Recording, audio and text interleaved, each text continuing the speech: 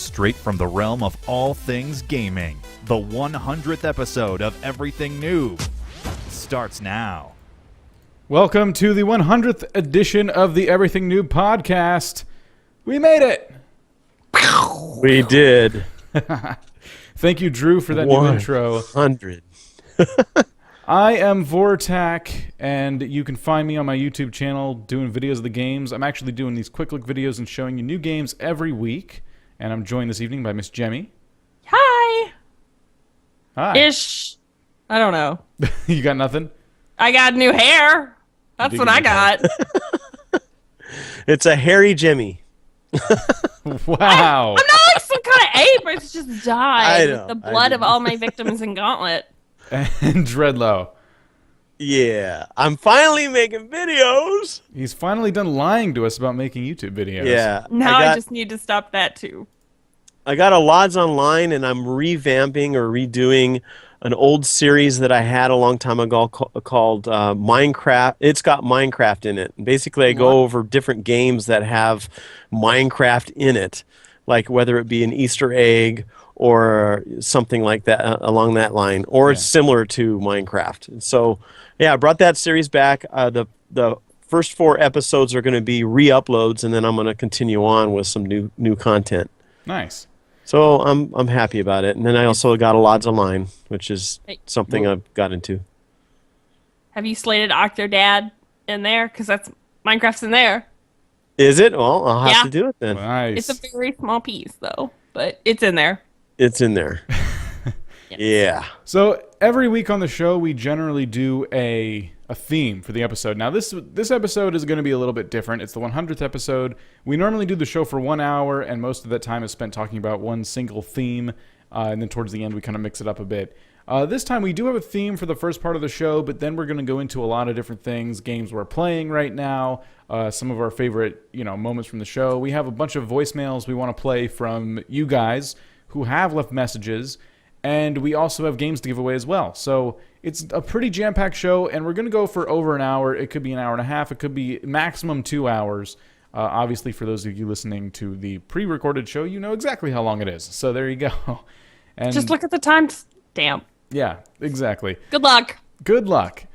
But yes, normally the show is an hour, and we have a theme every week. And this week's theme, had we been doing a regular show, would be, and we're still going to talk about it, re-releases. A whole bunch of games are getting re-released, especially right now with the new generation of consoles being out. And so the topic for tonight is, our thoughts and feelings on, and, games we may or may not be looking forward to in this pile of games being re-released out into the wild.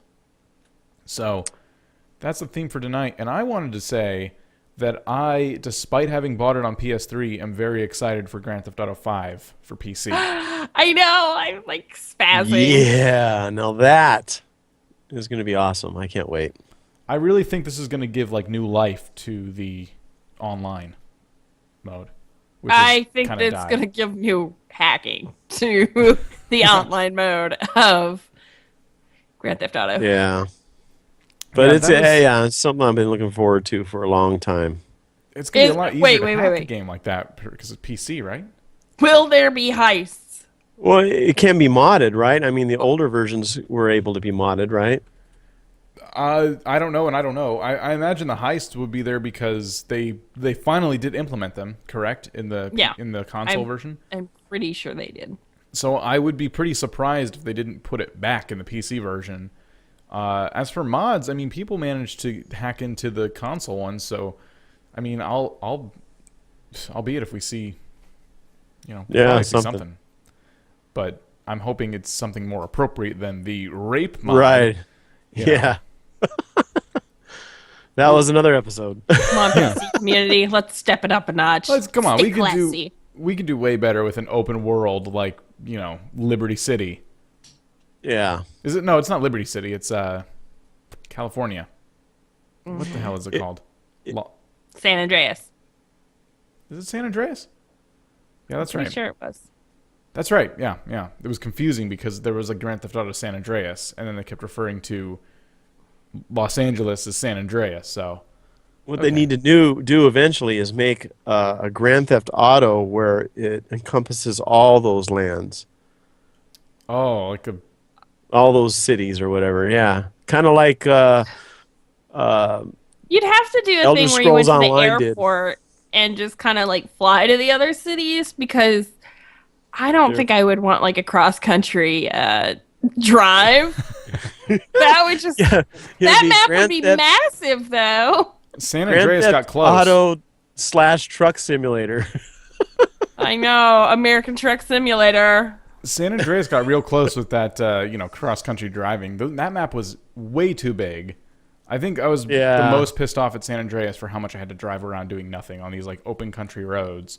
I kind of liked it though. Well, at first I liked it, but the amount of times I spent driving on them, I got over it very fast. But they tried to incorporate like Los Angeles and Las Vegas and something else too, right?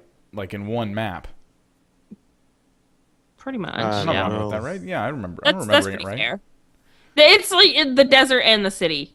Yeah. So Yeah. that's fair. I honestly like it, and I love it kind of when I have to drive all the way from the city to the desert or vice versa, because I drive like a maniac on purpose, and it's kind of lulzy the whole way. I always picked a very slow car. Like I'd be getting the, desert driving spot when I'm running away from someone, and I just grab whatever I can find, and then I'm driving along, and I'm like, oh my god, I picked a pickup truck. This is the worst. And you picked probably a rusty, beat up one, so it sucked even more. Yep. The gas mileage was horrible. It went really slow. Why? Why would you do that when there's usually like this crazy ass dune buggy right next door, which you can like drive over everything? So at least there's that factor. The worst is like the old Volkswagen van that they have in the game. It's not called the Volkswagen van. I can't think of the model, but it looks like a Volkswagen One of the hippie old vans. school van. Hippie vans, hippie. yes, and they're all like broken down and The awful. Weed Mobile. And there was one time where I got stuck having to do a getaway chase in that, and I was just miserable. They're probably chasing you because they thought you're packed full of weed. I know, that's probably what it was. They're like, pull over, we know we can get you on a drugs. No, leave me alone. Oh Yeah. man, good times. I really enjoyed Grand Theft Auto 5. They did a fantastic job. So, the PC release of that is something I'm looking forward to because there's a whole group of people I didn't get to play with because I had it on PS3 and I was waiting for PC. I'm like, screw it, I want it now. And I actually did. I sold my PS3 version not that long ago because I know I'm going to get the PC version. I'm not playing it.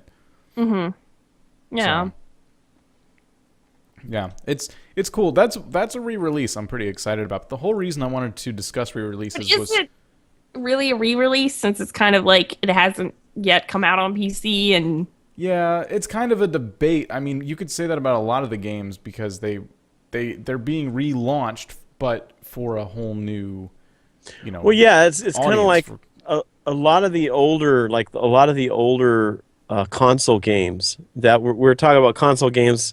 Also, how they've taken old like PS3 and re-releasing them for PS4, and when you look at there's a lot of PS3 games that are now on Steam. I mean, they've ported them over, and so those would be considered re-releases. Definitely. Yeah. My big question, like the debatable question on this though, is it fair to re-release certain games at a new price point that's higher than they originally released for, or the same? For example, the Halo Master Chief Collection, which is going to have all the Halo games. my thoughts, honestly, if they take it and they do the graphics and pretty much remap the whole game to a new engine, essentially, and maybe fix some problems or translation errors if it was like originally an Asian created game, then yes, because it's almost a whole new game. The only thing that's different is the writing and the story. So they had to do a lot of work. So full price, totally fair.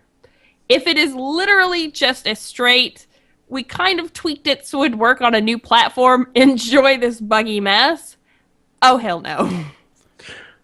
Yeah, I was thinking. It reminds me of remember Doom, right? Yeah. Well, they came out with the Doom HD. So what they did is they basically revamped all the textures and all that stuff inside the game. But when they released the Doom HD, they added a little more content to it. You know, they kind of like gave you a reason to repurchase the game again. You know, because obviously, if you play Doom right now, it's first of all it's DOS, so it's very hard to play any DOS game on the new Windows system. So if you were to see it, it's ugly. It's just terrible. I mean, it's all pixelated and everything. So they would have to make some kind of HD version in order for us to play on modern systems. But what was so cool about it is they didn't just do that, but they added additional content, which made it kind of worthwhile to repurchase the game. So if they did something like that, yeah, I could see a good re-release. Yeah. It'd be awesome to see that. Well, I did look just real quick to confirm my fears of Halo Master Chief Collection. Actually, I think this is not a bad deal. They're doing Halo CE Anniversary, Halo 2 Anniversary, Halo 3 and 4, Halo Nightfall Digital Series. I guess that's like probably a show or something. And then it also comes with Halo 5 Guardians Multiplayer Beta, which means it's just a beta into Halo 5. So you get all the Halo games essentially minus Halo 5, and the anniversary editions of Halo 1 and 2 have new graphics and stuff. So they've revamped the graphics. Halo, I think, is a fair one. I think that's one that they can justify. But I guess my biggest qualm about the whole thing is that we wouldn't need to do this if the consoles were backwards compatible. And it's fair to speculate that that's the whole reason they didn't do backwards compatibility, so they could re-release a whole bunch of titles and make money again on games they already made money on.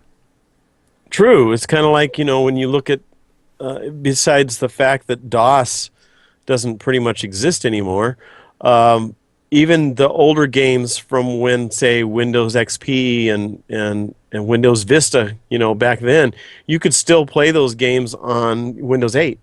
You know, so they should be able to do the same thing with a console. I don't see what the big deal is. Just make sure you have I mean, it's the same operating system, right? Sometimes it's the hardware because they change the data disk. So, like, think about the PS1 discs versus now on the PS4, which is a Blu-ray, and that requires a different laser. Oh, so that yeah, is actually definitely a hardware issue. Well, we have digital downloads now. That makes it possible, though. Yeah. Another example would be Ocarina of Time for 3DS, which, again, is something I would love to have on my 3DS. It was a good game, and they remastered it, and they put it on my favorite handheld system. So it's hard for me to sit here and go, oh, re-releases, I already paid for that game, and be angry about it because I actually do like the idea. But I guess it all depends for me on the number, the price. I would buy the Halo Master Chief Collection if I was looking for, you know, getting all the Halo games again, because it's, you know, okay, that's only $60 and I get 5 games. I mean, 4 games. Oh, so you're getting games. all the Halo games? It's all not the Halo each... ones minus 5 because Halo 5 isn't out yet. Is Reach in there? Oh, see, now, like I said. Oh, you're right. Yeah, no, Reach is not in there. Yeah, I didn't hear you say It's Reach. the Master Chief Collection. That's why they called it that. I see what they did there. I see what they did there. Which means we're probably going to see Reach remastered at some point. Yeah, by itself. Reach looked really good. I mean, that's what also pisses me off, because I know it was a long time ago, and eventually there's going to come a time where the consoles are just looking way better than Reach, you know, did back on the 360. But you wouldn't need to. They didn't remaster Halo 3 and 4 because it didn't need that. It looks good on its own. It stands alone. So Halo 2 and 1 needed it. Well, I think Yeah. Halo Reach was the one where they had the DLC where you can get an additional part of the story or something. Was it Halo Reach that did that? I don't know. They did. I know there was one. They did another Halo game that also didn't feature Master Chief. I played it. I can't remember what it was. It was really short and disappointing. I think you had to actually pay extra for the extra character and the extra storyline, which I think it was Halo. I don't quote me on that. I might be wrong. I might be talking about a completely different game, but I thought it was Halo Reach. I don't might know. not have been. So Halo Master Chief Collection, I mean, you get 4 games for the price of $60, and I guess it just comes down to if you feel that's worth it. There are 4 games you may, if you're a Halo fan, you definitely already own them, or you did at one time, so you paid for them once. But a couple of them are remastered, which is pretty cool. If you've never played them and you were looking to jump in, it's a good pack. That's a and good fantastic deal if you've never played them. Especially since you're not going to have to yeah. pull out old hardware or find it. Yeah. Now, see, it's worth it when they do it like that. If they were to just remaster a game and then sell that for $60, that would be upsetting, especially if you previously owned it. You know, They did that with Halo 1 already. They already remastered Halo 1 and put it out there as its own game. What Was it- about... Oh, No, I know you guys aren't huge into the Final Fantasy series, but I'm sure you're aware of Final Fantasy VII. What if they had remastered that and sold it for $60?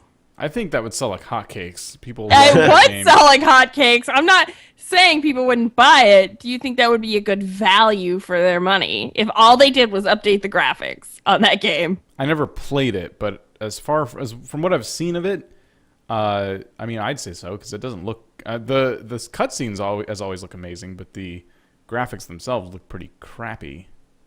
Well, that was a PS1 game, so Yeah, that's pushing some serious age now too. So it's about Yeah. time that a re-release would be justified, in my opinion.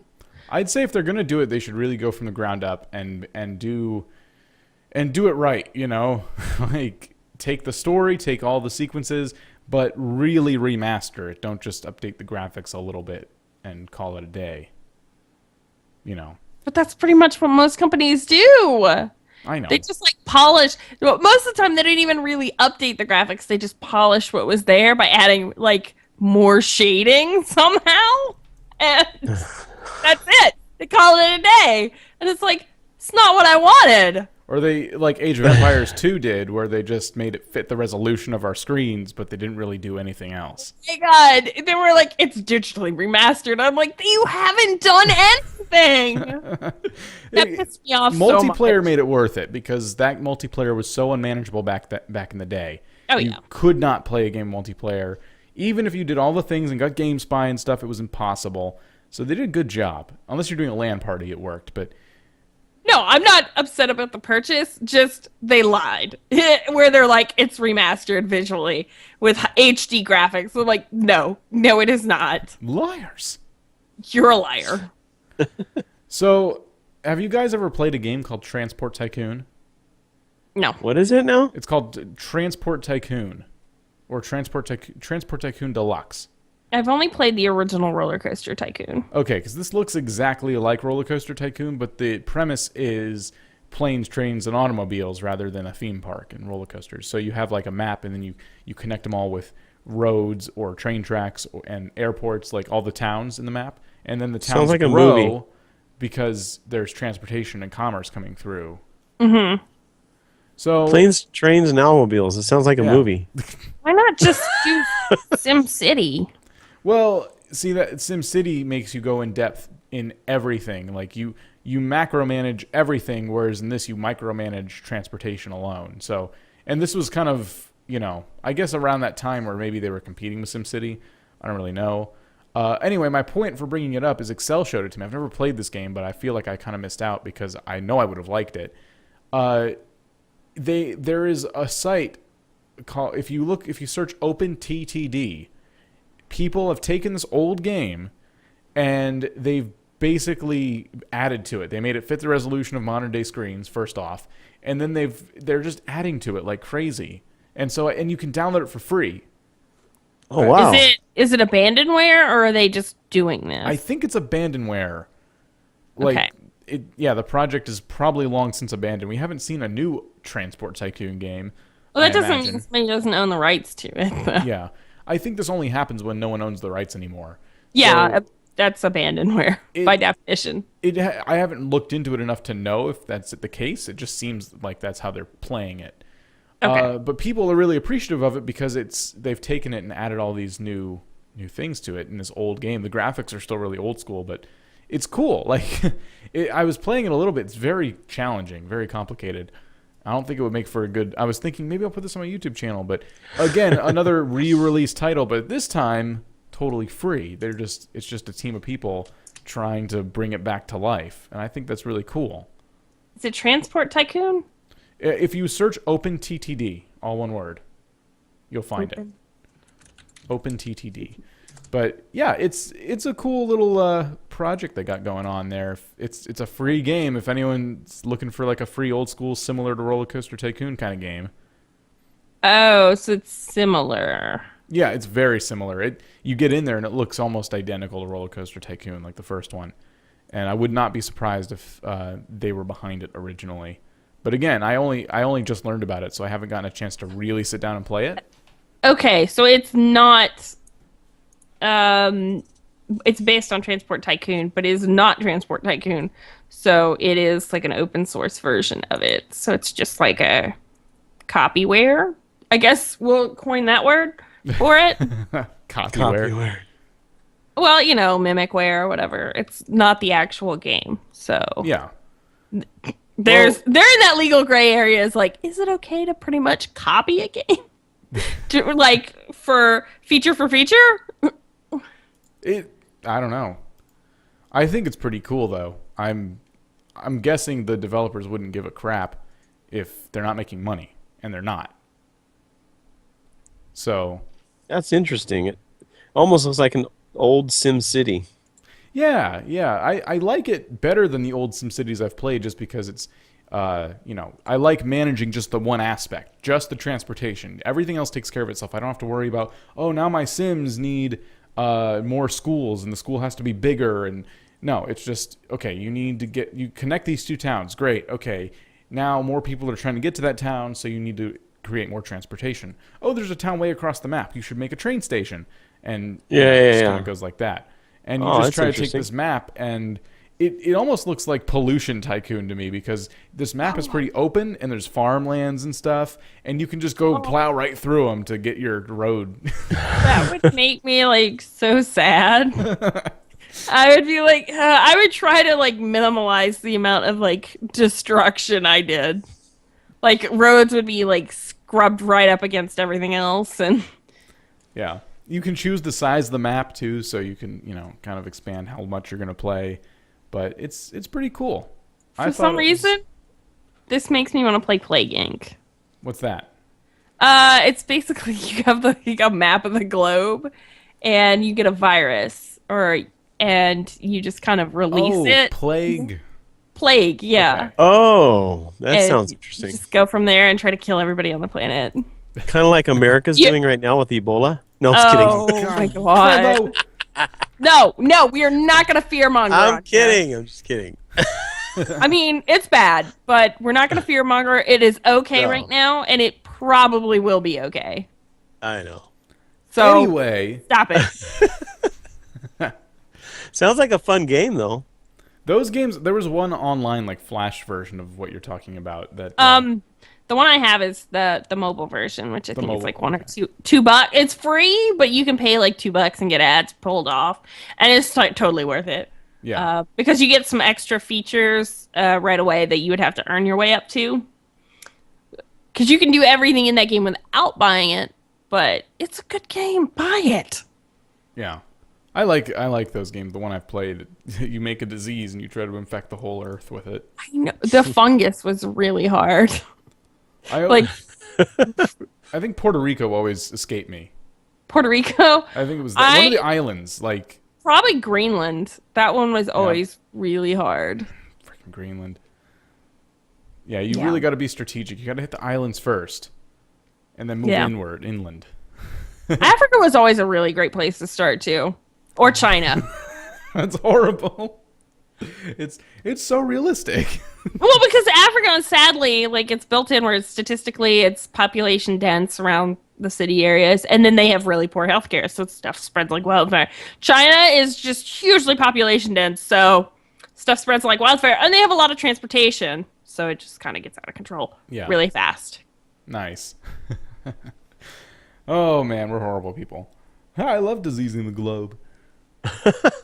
So, I don't know. Yeah, there's a lot of re-releases coming out, though, that I'm excited about. There's one that I don't know if I'm going to jump on or not, but they keep re-releasing Kingdom Hearts games and making HD versions of the old Kingdom Hearts they games. need to make Kingdom Hearts 3. I know. They're making that. I know. But in the meantime, since I don't have a PS2, Kingdom Hearts 2 is being re-released for PS3, I think, or 4.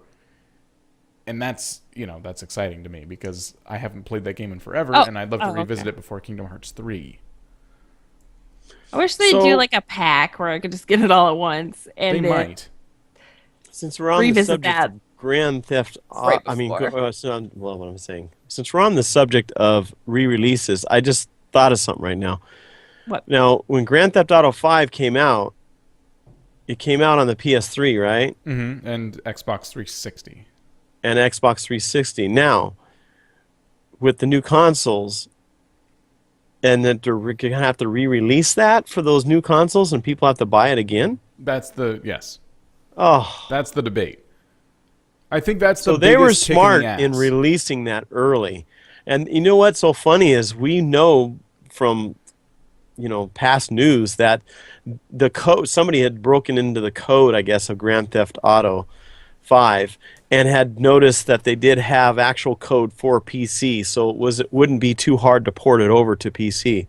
So how hard would it have been for them to port this over to the PS4 or the Xbox One, if it's already been pre-coded? They knew about these consoles when they made the game, so yeah.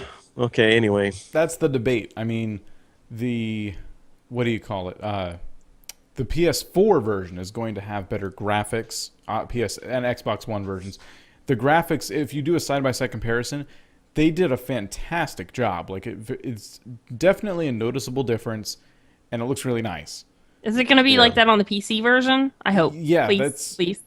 That's what the thing I read said, but you never know. It depends on your computer, I guess. Well, it's harder to compare. It scales on your computer, thankfully, unlike on consoles. But yeah, I'm just saying, like, if you had the stats for it, could you make it look better than, say, the Xbox 360 version? Yeah, I would hope so. I mean, that's what sucks, though, because that's not enough to justify. If you just bought it for PS3 and you played through it and then you want to get it for PS4, it almost doesn't justify the purchase. I mean, yeah, maybe all your friends are playing it on the new console, but you already enjoyed the game. So it's hard to, for me, that'd be hard to justify it. I played it on PS3, but I originally wanted it on PC, so I told myself I'm going to sell it after I beat it, and I'll wait for it to come out on PC, and that's what I did. I mean, so maybe other people had that frame of mind. Tried to wait, but it's been over nearly a year. So has it been that long already? Yes, because I got it. It had released earlier, and then I had gotten my copy as a Christmas gift last year, and here we are, almost a year later, and now we're just talking about the PC release. Yeah. I don't know. I mean, I'm hoping the graphics are just as good, if not better, on the PC. They ought to be just as good. Yeah. If anything, it'll be the same, but I'll be really disappointed if they don't have a ring scale it up just a little bit. Yeah, it's because it just depends. If you have an awesome PC build, if you have the most up-to-date hardware and you spent an arm and a leg on it, you should be able to outperform the consoles. So you should at least be able to max it out to console quality, but we'll see. I don't know. I'm excited to just get it. I want to get it. So now you have to spend 2 arms and 2 legs. Yeah.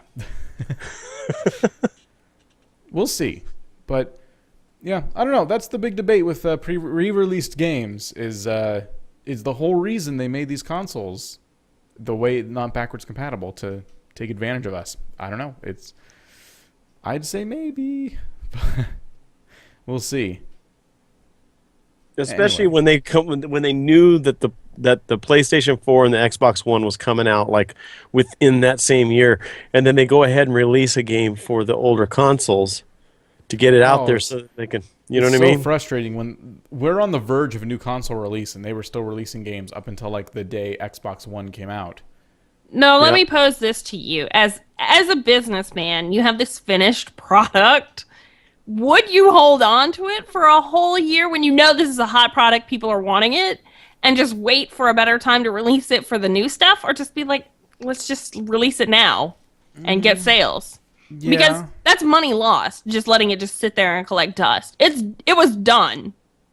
That's true. I mean, they probably started the game years ago before they really had any idea when the new consoles were coming out.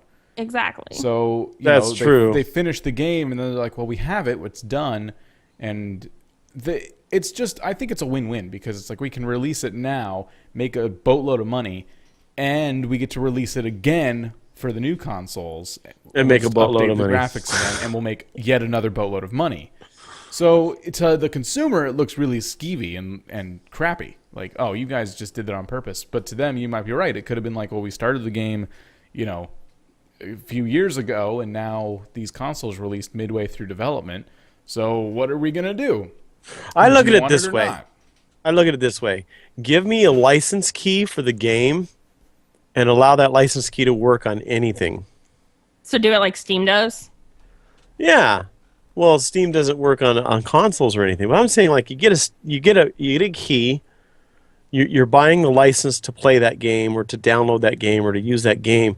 And say like I got an Xbox 360 or whatever, and then I'm playing the game on Xbox 360. I get an Xbox, One. Then I just input that key in there and I can download the game again. Well, yeah, but it's still the same concept with Steam. No matter how many computers you own, no matter what OS you own, as long as there's a version for that OS, you can download and play it. That's right. You can get Linux, you can get Mac. You're right. You're as long as the game created a version for it, you can get it. See, now that is awesome. That's the way it should be. What's really sucky is that with Xbox One and PS3, we saw the birth of accounts on your console. So you make an account and you log in. Now, when you make an account on Steam, like Dreadlow's saying, you can go and get a new computer tomorrow and have the best graphics, and you can just re-download all your Steam games, no problem. But you go and get the newest Xbox, you have your same account, but all of those purchases you've made on your old account are suddenly null and void because the new one isn't backwards compatible. And that kind of sucks because what would be the point of having an account if you're not going to do that? And again, they could have, if the people behind Grand Theft Auto, if Rockstar Games was, being nice about it, they probably could have found a way to do that. But no one does that. Nobody does. Because Microsoft wanted you to have an account to drive more sales. They wanted you in their store buying stuff. Well, yeah, there's plenty of reasons to have one. The only reason that account exists. Of course, there's plenty of reasons to have one, but the Steam does it right. I mean, your account is tied to all the games you own, whereas your account on Xbox Live is just tied to your profile. I mean, could you imagine if you bought Windows? Say you had Windows XP. You got Microsoft Office, you got all these different programs on your computer that work with Windows XP. Then Windows Vista comes out, so you get Windows Vista, and all those programs that you pre-purchased don't work on Windows Vista. That would be awful. This is a terrible analogy because that was true. Oh, sort of, huh? But they still worked. I mean, you can still do it. But anyway, they got Windows 7, which fixed a lot of those real weird issues. I see your but anyway, point, though. Yeah, you see my point? I mean, could you imagine if I couldn't use my Microsoft Office? What do I have? I think I got 2007. I couldn't use it on here because that's 2007, and this is Windows 7, and well, there's a 7 in there. But anyway. You're just Halo 3 confirmed! Half-Life 3. Oh, wait. Yeah, sorry, Half-Life 3. Sorry, whatever. Confirmed. So, anyway, yeah. Whatever. I mean, it's just essentially like, oh, there's a 7 here and there's a 7 there. Half-Life 3 confirmed. Like, just throw it in there. No, but I mean, that would be awful if they still Microsoft did that to us. I know they did. They try to release new Office versions and stuff like that, but again, it's optional. Like you're saying, you can use the old version if you want, or you can buy this new version with all the bells and whistles and whatever. So, yeah, games just don't work the same way. They get to take advantage of the consumer because the consumer is just going to buy it. They're like, well, I had it on PS3, but now I have PS4, and I really want to play it on PS4. My PS4 friends, so I'm just going to buy it again. And you vote with your dollar. And people want to do that. I'm going to do it with PC, so I'm just as bad. I'm not like condemning those people, but again, that's just my hot button topic for tonight, because it's kind of, I don't know. You can go either way. Are they being nice? Well, that's by what we need to do. We need a developer out there who will actually take that challenge. When they create a game, make it available for all platforms with one key. licensing's the issue there, and essentially what they'd have to do is in that CD box you would buy the game in. Here's what would happen. They'd have to put a copy for every system in there, or make it it's a digital download game. Here's a code for every store. Enjoy. Yeah. I mean, They could, and they're not going to do that because that's not an industry standard. no. It is on Steam and it is for PC gamers. Maybe that's because we are primarily PC gamers. Maybe that's why we look at this so, from this perspective, because we're so used to the Steam store and the Origin store and all these stores where you have an account, you buy your games, and if you have another quote unquote console or PC, you just load them on there and it's fine. Yeah. So as PC gamers, we have a whole different experience than console gamers. And maybe that's why we look at it this way, but console gamers don't even see it. They're like, yeah, whatever, they have to re-release it because all the hardware is different in this. They have to update the graphics, they have to do all these things. They stick in the same environment though, so it's not a huge deal for them. Yeah. Yeah. You usually get the environment that most of your friends play multiplayer on, and you just kind of stick with that. True. I mean, the multiplayer is a whole nother story too. That would drive me nuts if I still had it on PS3 and I was committed to keeping that copy, but all my PS4 friends went and got Grand Theft Auto 5 for PS4 and I couldn't play with them. I couldn't play with anybody because I got the 360 version. We have our Apples, right? Okay, so we have our iPhones. This iPhone 4S came out with iOS 6 when it first came out. Yeah. Mm-hmm. Okay, and then you got apps for it and all that stuff. Then it went to iOS 7, and then a lot of the developers had to update their apps to work with the iOS 7 operating system. And then iOS 8 came out, but yet they came out with iPhone 6. So and they even had an iPhone 5 in between. That was with the iOS 7. But the apps were still compatible. I mean, you didn't have to re-buy those apps. Yeah. If you purchased an app from iOS 6, they still work on iOS 8. I don't see why a console couldn't do the same thing. I think the game developers should just, how hard would it be to update their software to work with the new, you know what I mean? I don't know. It just, it all depends. Should be just a simple update is what I'm trying to say. It should just be a simple update. Okay, let's update it so it works with the new PlayStation 4 iOS or whatever operating system, and make it so it updates that particular game to that version, rather than I don't know how hard it is. I would imagine it's a little easier than constructing a game from scratch. Just to go into the code and change a few things so it'll work with the different. It's the same engine, same system. Well, like Jimmy said, it's not the standard, so they can get away with doing it the way they're doing it, and no one says anything. So right. I think that's kind of what you chalk it all up to. But I just think it's interesting. I think The Last of Us is another game I saw getting a re-release soon, and that game just came out. What? Yeah, just like Grand Theft Auto. They're doing like not an anniversary, but like a Game of the Year edition? Something like that. I'll look it up to be sure, but Game of the Decade. Game of the Decade, yeah. My God. So how can it be a Game of the Year edition when it hasn't even been out for a year? Oh, that's like typically how it goes, though. They throw that term out loosely now. I mean, it's like Game of the Year edition. Oh, okay. Well, it makes you think. Oh, maybe this was like voted Game of the Year or something. They're calling it The Last of Us Remastered. Oh, remastered for PS4. So there you go. There's another one. I mean, it just. That's why I'm a PC gamer. Okay. It's $49.99. So. That's not full price. That's not the $60 we normally see. Yeah. It's $10 cheaper. But, like Jimmy's eyes just said, whoop-de-frickin-do. So it's like that we're locked in. $10. When you got a console, you're that barely locked buys into lunch. I mean, come on. and gas to get lunch. So if you're wondering where that price came from, transportation costs and going out. Yeah. And all they did was change a few things in code and re-release it. That's the all they did. retail price for The Last of Us PS3 is down to $40 since it's older.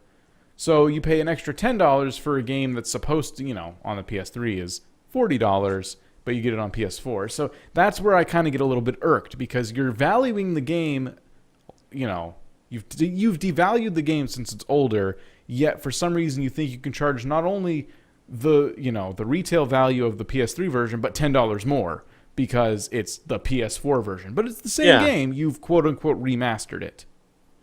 Well, like I said, okay, let's say for instance, I don't know.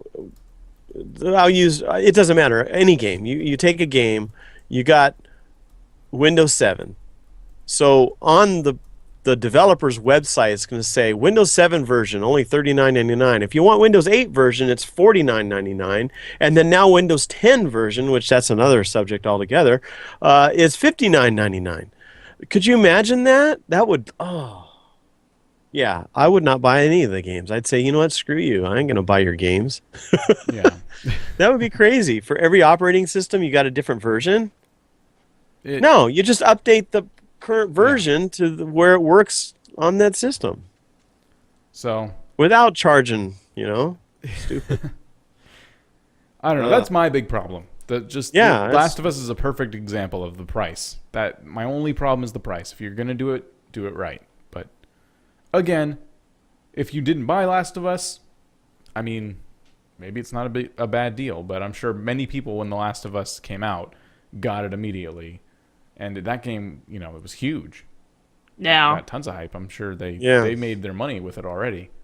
So I just don't see, if I've already enjoyed The Last of Us, I'm not going to replay it.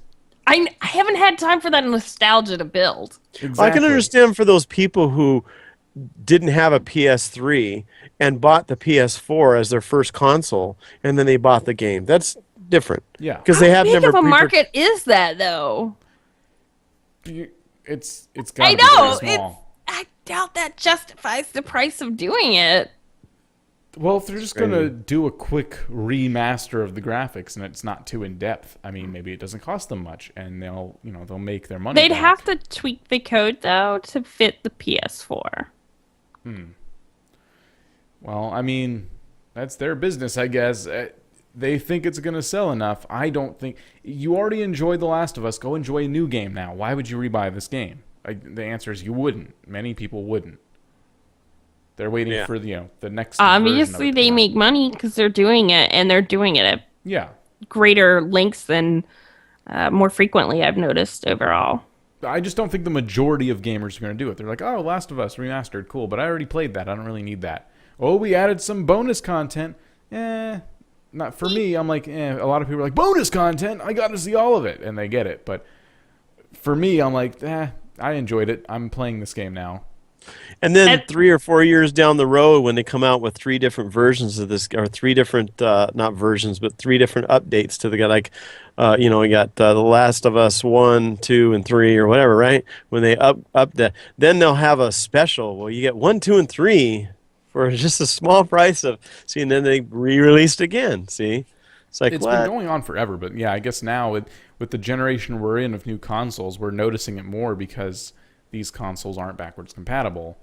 And each console generation before them tried to be. Like, I remember when the Xbox 360 came out, it was only backwards compatible with like a handful of 360 games. And then they kept updating it and making it backwards compatible with more and more games until eventually now you can play almost any Xbox game on the Xbox 360.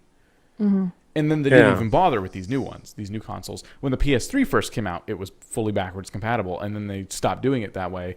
And it's still, a lot of people don't know, I've talked about this before, it is backwards compatible with PS1 games for whatever reason.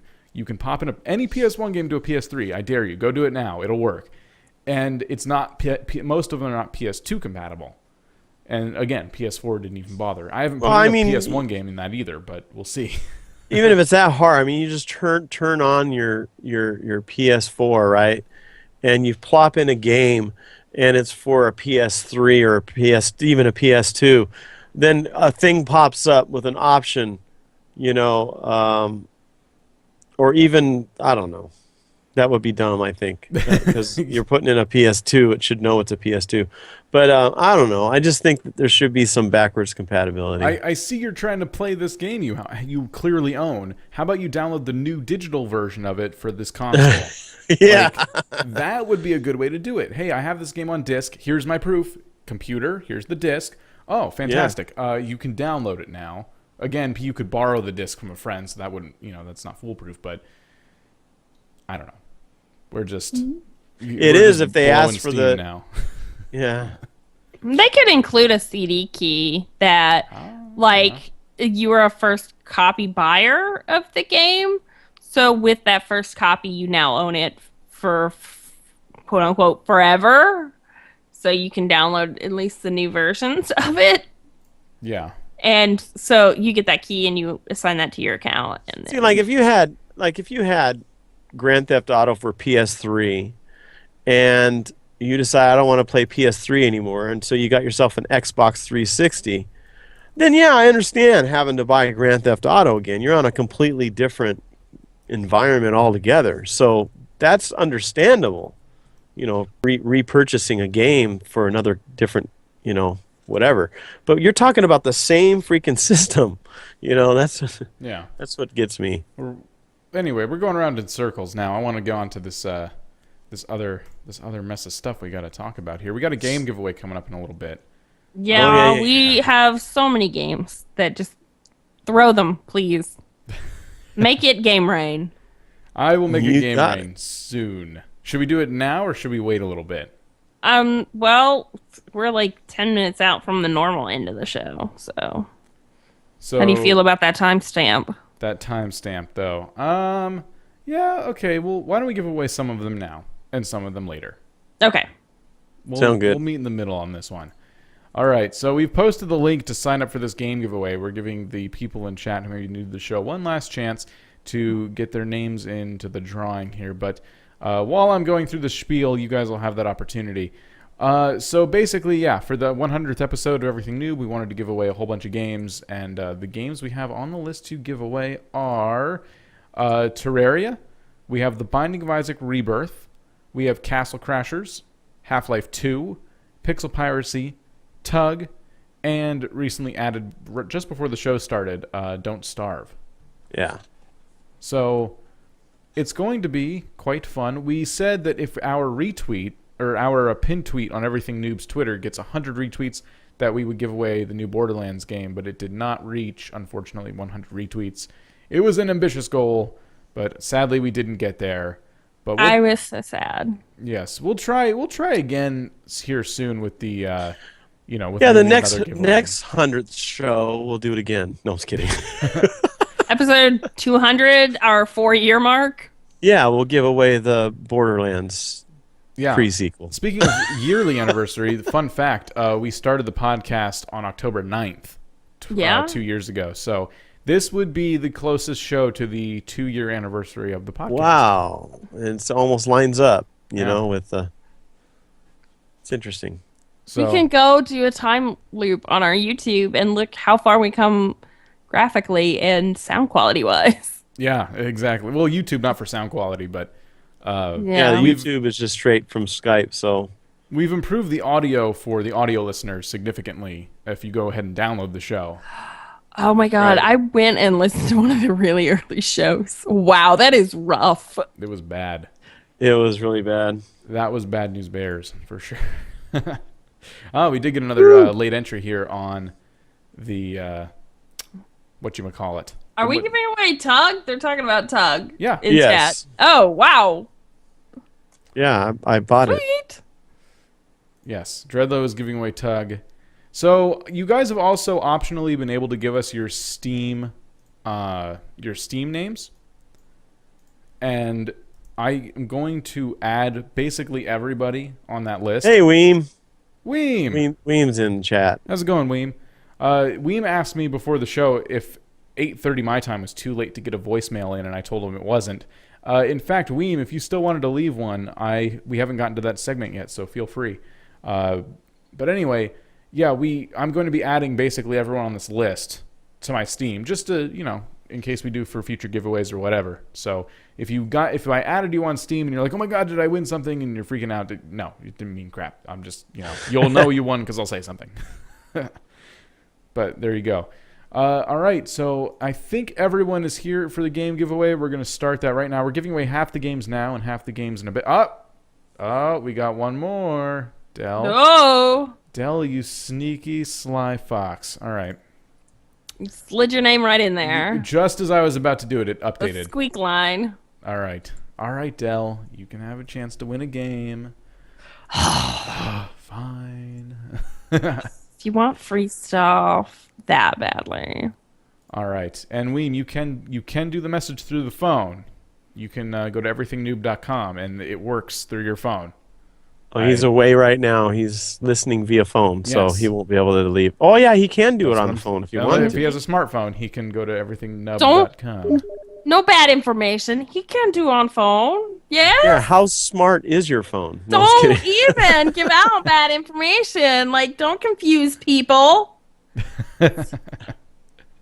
Don't do that. Oh, man.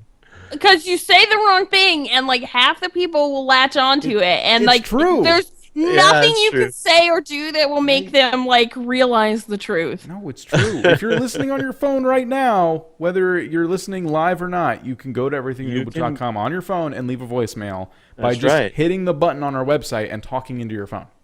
Yep. That's what the thing told me it could do. So if that's wrong, I apologize.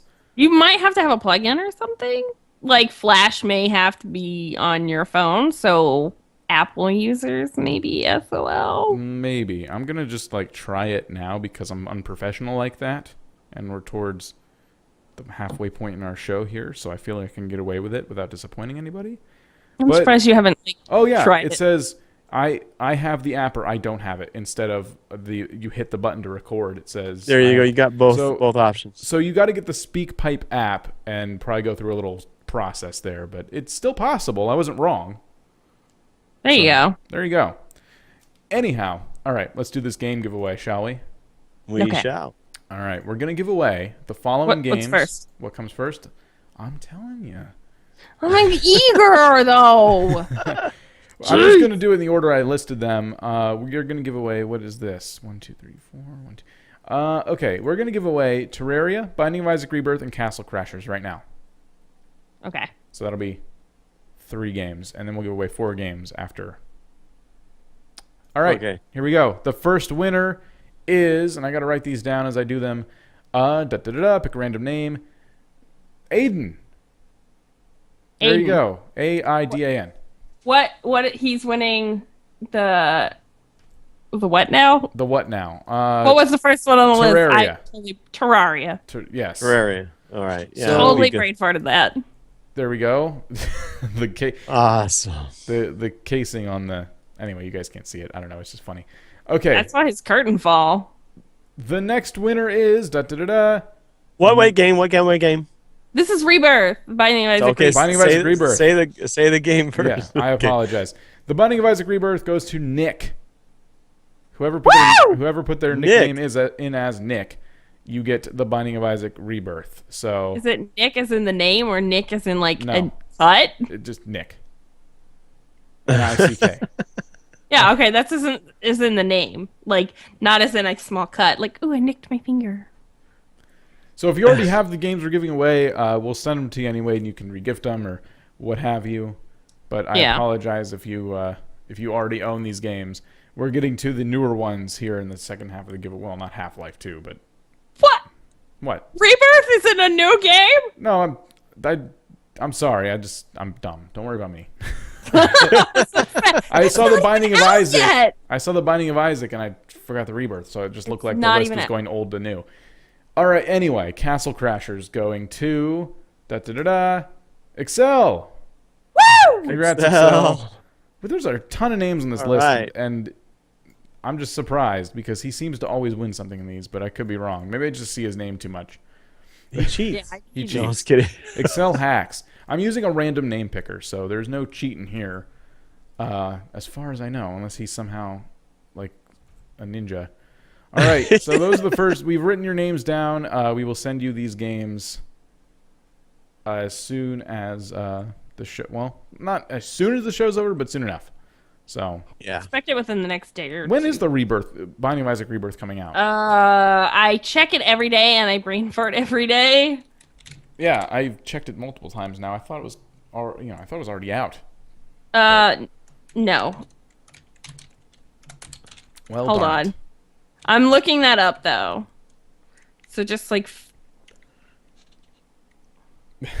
We'll just be silent while you do that. no. I should be Could've looking gone on up too. Steam But and just anyway. looked at it. so those we also have. We're not giving these away right now. We're giving away in a little bit. Half-Life 2, Pixel Piracy, Tug, and Don't Starve. So, couple new ones, couple old ones. November 4th. is what I'm November seeing in 4th? chat. The chat Yeah, it's found it November faster 4th. than you. Well, because they probably went straight to Steam. I Googled it and thought the webpage would like emblazon it up top, but it doesn't. It's her Windows 98 computer.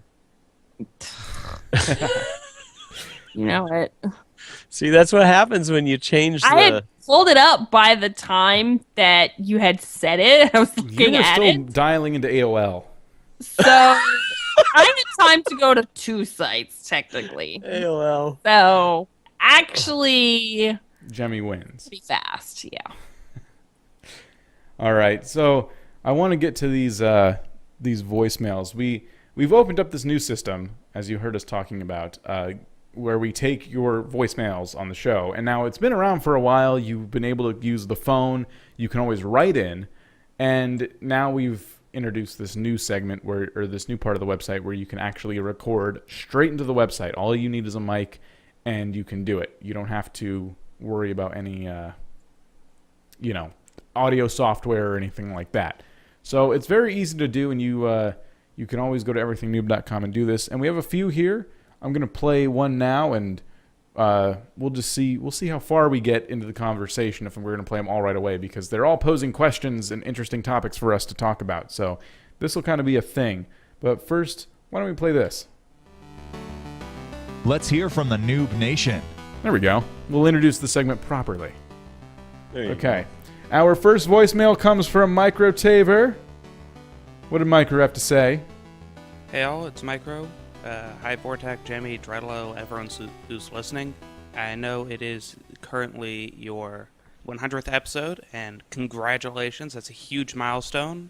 So I just wanted to ask you guys about, I saw on the list for the giveaway that you're having, one of the games is The Binding of Isaac Rebirth. I'm assuming some of you have played it by now, and I just wanted to get your guys' opinion. Does it hold up to the original? Is it good even? Has Vortex gone over the graphics and so on? So that's my question. Also, again, congratulations. Let's try and get the word out about this podcast. It's great. And yeah, right on iTunes. Bye. All right. Well, unfortunately, Micro, The Binding of Isaac Rebirth is not out yet. We are not blessed enough to have a press copy, so we can play it now. Yeah, that'd be awesome, though. The thing about The Binding of Isaac, the reason he called me out is because I've bitched many times about how I don't like the graphics. Change the graphics, yeah. Yeah, they've changed it for the worse, and a lot of people have commented on it, but most people are forgiving because of all the new features it's going to have. So after looking at it more and more, I think I'll get over the graphics and end up getting it myself, because there's going to be multiplayer, there's going to be daily challenges, a lot like Spelunky, and that makes me really excited. Well, when I first heard about what he was doing with the graphics, it sounded really awful, right? But then when I look at some of the graphics, because they've got screenshots and things like that, it doesn't look that bad. I mean, it's not as good as the old one. But I know. I like the it's hand-drawn something I could more. probably get used to. It's something I could probably get used to. I There's probably will probably not even, think about it if I was to play it, There's a rumor that there's a setting you can use that brings the graphics up in quality to kind of that style again. But I only had someone in my chat say that so far. I haven't really looked into that. So there's a rumor that will make it like less pixelated, is what you're saying? Yeah, kind of Okay. revamp them a little bit. And that might have... it's a believable rumor because it's a huge complaint people are having about the game. No, that would make me happy. Like, I don't care if it's not hand-drawn again, but the pixelation kind of does irk There could be me. a kind of an inside conspiracy about this. Maybe the artist that actually did the original art, Edward original McMillan? might have said just left, and so left the developer. No. Or is it No. the same guy? I think it's No. a solo project. Maybe he's multiple personality and he's fighting with himself. I don't know. It was like a dual project with the first one because there was like an artist and then a programmer. And now they have, I think, a little bit of support from Steam to re-release it. And that's why I'm a little bit irked about the graphics because I was like, why would you go the pixel route this time around if it's a re-release and like only a couple of years after the original game? Yeah, it's not... That's what kind of bugged me, because the pixel art we're seeing in a lot of these new indie games isn't like... I don't think a lot of it's by choice. I think a lot of it is because the developers can't really afford to go out and get like an awesome graphic artist. So they do their best with what they have, and they try to make the graphics gimmicky, old 8-bit style and stuff. But The problem is they have an awesome graphic artist and they're going this route, and it's like, why? yeah, whenever I bitch about it, people are like, well, that's how he wanted it to look originally. And he ended up hand drawing things and using Flash. I'm like, okay, but it looked good. If it ain't broke, don't fix it. I liked it the way it was, and I mean, I understand his point of view as an artist. You have your vision and then you are not capable of it, so you compromise and do something else that you feel is less satisfactory. But I've been in his position where I've done something differently and then I've redone it later and everybody's like, no, the first way was better. And I'm like, really? I just don't feel that way. And the problem is he's not listening to most of his audience where like, no, we really like the art style of the first one better. well, apparently And he was not willing to compromise either. the screenshots for the different art settings are on the website here. I'm trying to find them now. Oh, really? There's a lot of different blogs and stuff that he's written about the game on his website. But I'm sure I could get used to them. I'm just not the biggest fan. It's weird because I look at the old Binding of Isaac, and I look at the new Binding of Isaac, and it looks like the old Binding of Isaac is very washed out. It's like, I don't know. No, they've definitely added more shading and stuff to the new one. Like he's definitely upped it's hard to say, like up the quality because it's pixelated, but he's definitely added more depth to the images and the artwork. But at the same time, it's really pixely and it's just like, I'll still love the game, but I will still have a soft spot for the old artwork. I'm seeing the post now. So he's saying that, a lot of that I didn't like the graphics. They were very rushed. I felt like I had to rush all of them, and I hate them. And he says, now even with these obvious improvements graphically, I still hear the echoing grumble, but I hate pixels. Well, butthole, this post is for you, because guess what? The team added a flash filter just for you. Yes! Thank you so much. I'm still- okay with being that butthole. It still looks very much, like the new game, but smoothed out the pixels is kind of all it really does. I'm okay with that. That works for me. Yeah, it looks a lot nicer. I would use that. So, yeah, butthole. All right. All right. I'm okay So with being that butthole. I mean, better the butthole than the whole ass. we're all buttholes. Yeah. Yeah, I mean, go. I like the developer of this game. I'm sure, good sense of humor, obviously. It's their art. It's hard to sit there and like take constant criticism about your artwork, especially it's a video game is subject to so much of it, and they're just as much an artist as Van Gogh in their own right. So it sucks because no one's going to go to a painting and go, oh, I don't like the pixels you did in your painting. It's a painting. They'll appreciate it for what it is. A video game is just completely different. So, it must be really hard for a developer to sit there and just get constantly criticized where they feel like they worked so much harder on these graphics. Everyone's like, no, they looked better before. Go back. You know what it reminds me of is when they first started releasing like previews of Wind Waker, people went fucking crazy, Yeah. like mad. They're like, "What is this cartoon BS? Where is the like Legend of Zelda that I expected? Where everything, rippling abs and now he Dark looks and- even younger and cartoony and silly and what? I remember that. Dark and real. I remember that when I was a kid, it came out, and I'm like, "This, what the hell did they do to it?" Ocarina of Time looks so much better, and everyone agreed with me at the time. But after playing it for a bit, it just kind of grows on you. Like the graphics for Wind Waker, Well, that's what I'm thinking like with them this now. new game. I don't. I still hate them to this day. That's what I'm thinking with Binding of Isaac Rebirth is the fact that you'll after a while not even think about the graphics, just the gameplay itself.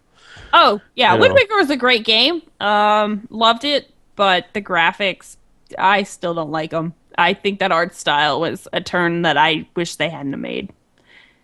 Because they made it goofy too, and we saw the re-emergence of Tingle, and I just Tingle can just go die in a fire.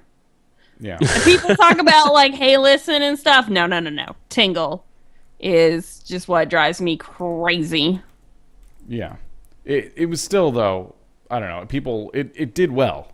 Enough people liked it to where it did very well. I think the developers kept saying people liked it and kept pushing for it because it was easy for them to do, to push out titles. Yeah. I actually ended up getting, because when I got, I think it was Mario Kart, they gave you a free game on the Wii U Marketplace. And one of the choices was Wind Waker HD. And so I picked it up. And I played it, and I'm like, this game is a lot of fun, because I only got to play it very little. When I was a kid, I had a friend who had it, and I played it for like a little bit. And then you know how it is when you're at a friend's house. You don't sit there and play their games all day. You go outside and do stuff. So I'm like, these graphics suck, whatever. Well, now I have it, and I got to the part where you learn your first like song with a little wand thing. Yeah. And I was ripping my hair out because it just doesn't work right. I'm sitting there trying to get the, you have to like hit the notes the right way. It's very difficult. Is it because of the new controller, Yeah, or I think that has something to do with it, but I'm not using motion controls, so I don't know. Maybe I'm having the same difficulty that other people had. I've heard that the was kind of a motion problem. controls for that? I think I would tear my hair out. Yeah. If I had to actually do that by hand. I'm using the gamepad. And you know what I found out about the gamepad? You can't get multiple ones. If you want a new gamepad, you have to get a new Wii. And it's not designed to have more than one gamepad hooked up at a time. Wow, Yeah. that's I weird. thought for sure you could get more gamepads for more players. But the way it's designed is that most of the games that use the gamepad that are multiplayer are designed so that one person with the gamepad controls a different aspect of the game than everyone else. So you have like Mario Party where everyone's using their controllers, and then the guy with the gamepad is like something else, Oh wow, huh. That's interesting. That's weird, though, that like you wouldn't be able to hook up at least a secondary gamepad. Yeah, I know. It's bizarre. They don't even sell them like after, at least in any of the stores. I can't get my hands on one.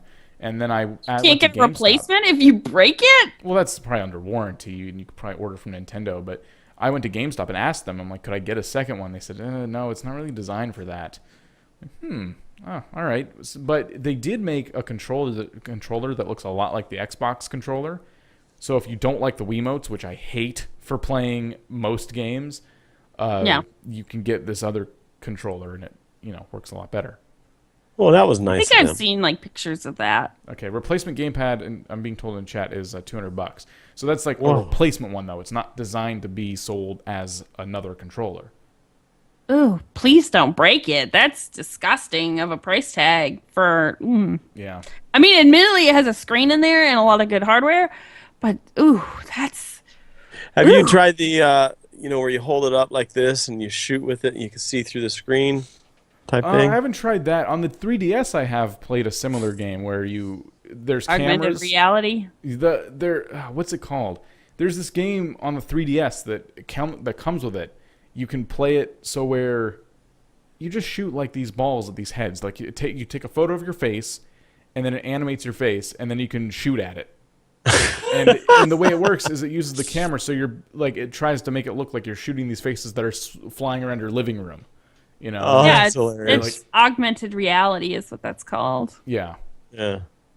That's cool. It's on Or AR. AR. Ooh. Get your AR card out. Yeah, we had to use those for one of the games. I didn't have any AR cards because I got my 3DS used. I went online and downloaded them on PDF format. And it works. It's just not the same because you're supposed to lay the card on the table while you're pointing at a monitor. Yeah. And so it tries to make the character pop off the card, but it looks like he's going to fall off the monitor. Yeah, that's crazy. Hilaire. Oh, That's man. great. So, anyway, thank you, Micro, for the question that you asked like an hour ago. Ancient in chat said that's Face Raiders is the name of that. Face Raiders. title. Thank you. Yeah, it was bugging me. Face Raiders. I don't have. I haven't played it in a while, but it was fun. All right, our next question comes from Raging Doomfire. Left us a voicemail.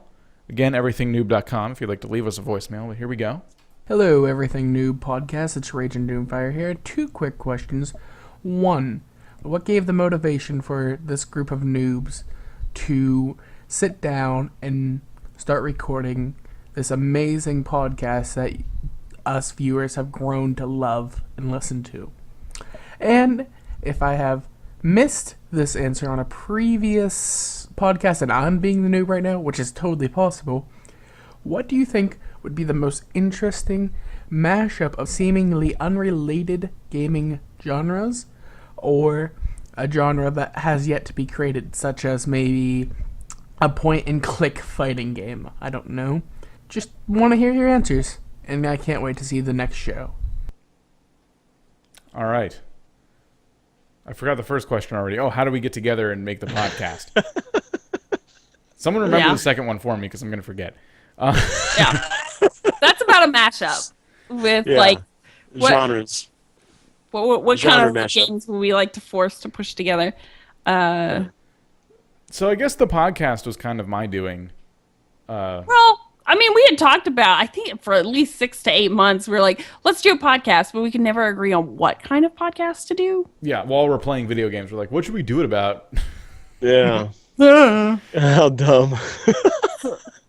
It just seems like a lot of work. It is a lot of work. But yeah, we had it wasn't a lot of talking. It was just something that I wanted to do, and I think Vortex wanted to do, but we were just had nothing. And then Vortex just kind of pulled the trigger on getting that started. Yeah. Yeah, and I think with Vortex, he's kind of he comes from that background, and he went to school and learned a lot of stuff about this type of things. So it just was natural for him to kind of want to pull us together to do it. I We think. were already doing videos together and playing games on our channels. Like back in the day, we had Jemmy and I playing Minecraft a lot, the Hopeless Duo. And that was a lot of fun. Yeah, some funny episodes there. So it kind of, I mean, we said it in the Minecraft episode where we talked about how Microsoft bought Mojang. We said that Minecraft is a lot of the reason you're even listening to a podcast right now, because that's how we all kind of met, is because of Minecraft. Yeah, So that's where we got our. To simply answer it, yeah, Minecraft and just us already doing YouTube videos and stuff. Thought, well, what other realm could we explore? So everyone's doing these YouTube videos. What could we do differently? And the podcast was born. Well, we used to also get on Skype and talk about a lot of stuff together. We'd sit there and just hash over and kind of go back and forth about this new thing or that, and we thought, and I think that kind of inspired us too, because we're thinking, well, this is something that, without actually saying it, this is something we can actually do with a community and discuss the same things that we do in private with a community, and that's probably another reason why it started out. Yeah. So yeah, the second question is the most intriguing one, though, because when I first heard this, I started to think, what weird genre could you make? But yeah, he asked what kind of crazy genres could you mash together?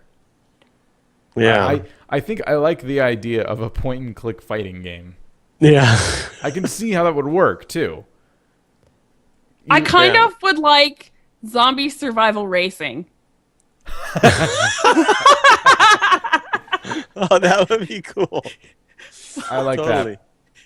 that. Zombie survival racing game where you have to outrun all the zombies, or oh my god.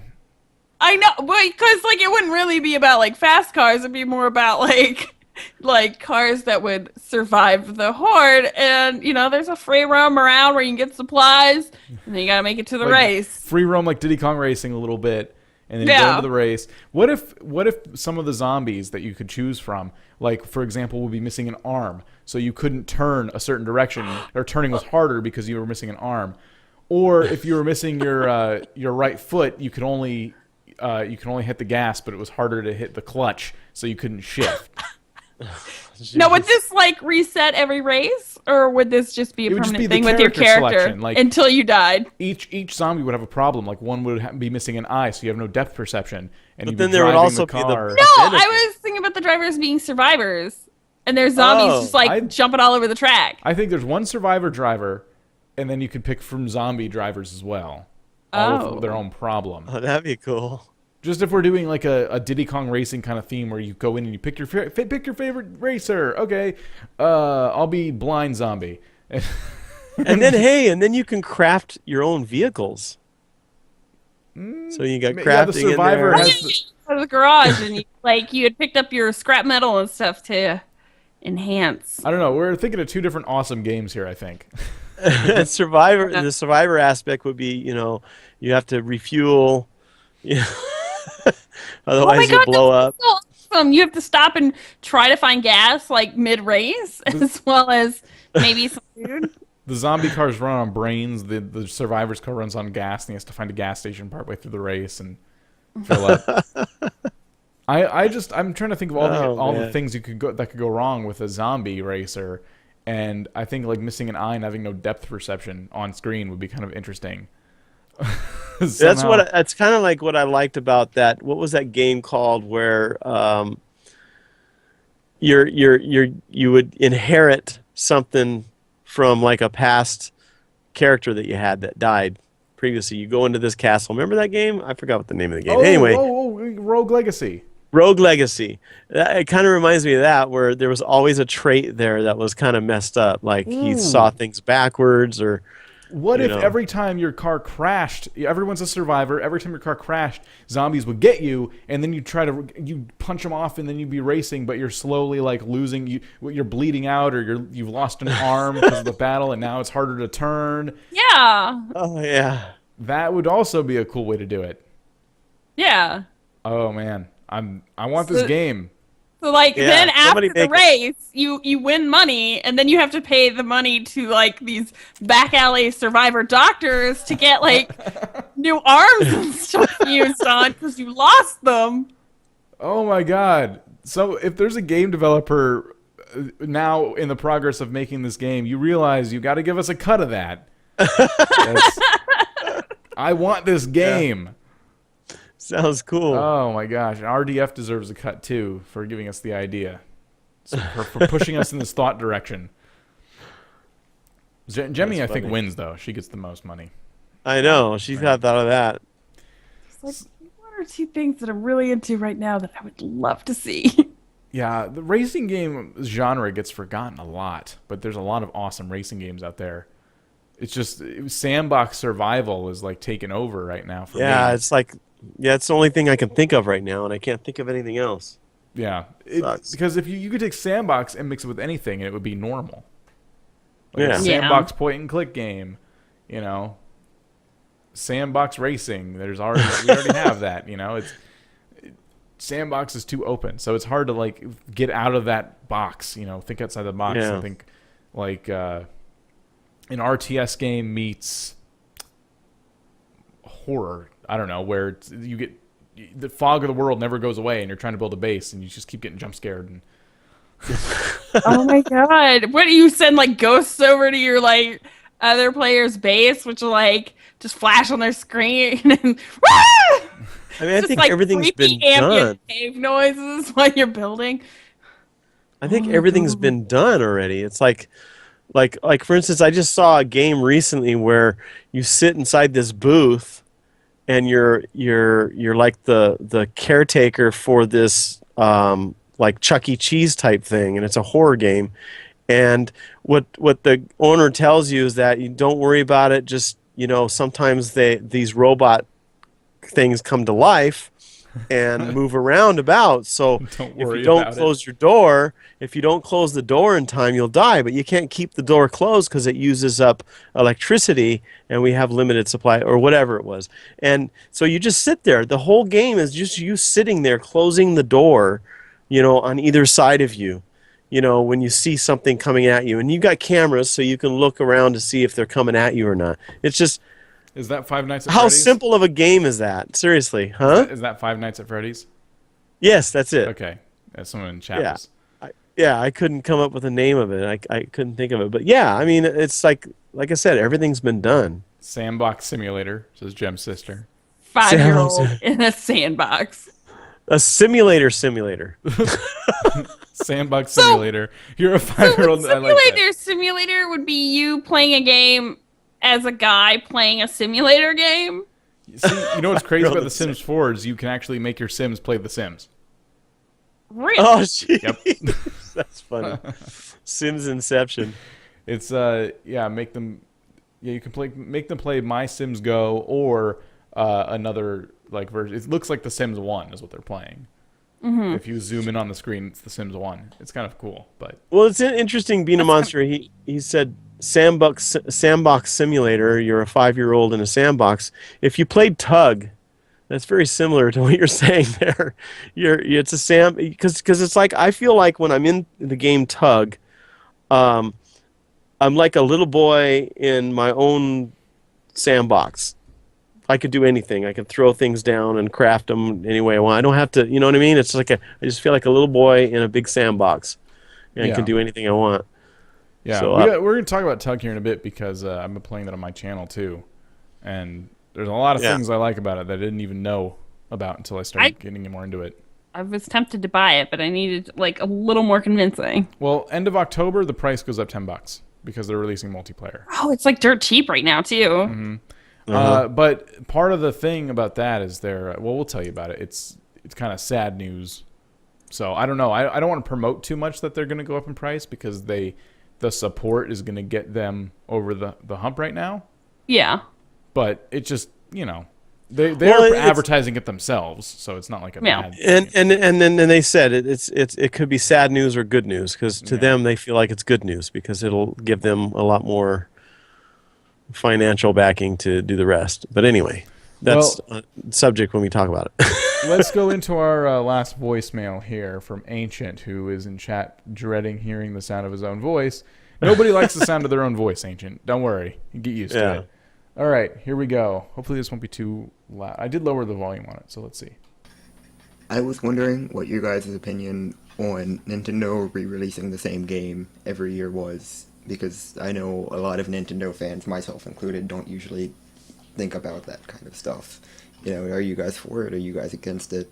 Personally, I kind of like it because it's like I get a new updated thing every year, but I always love to hear like other people's opinions about that type of thing. Okay. Bye.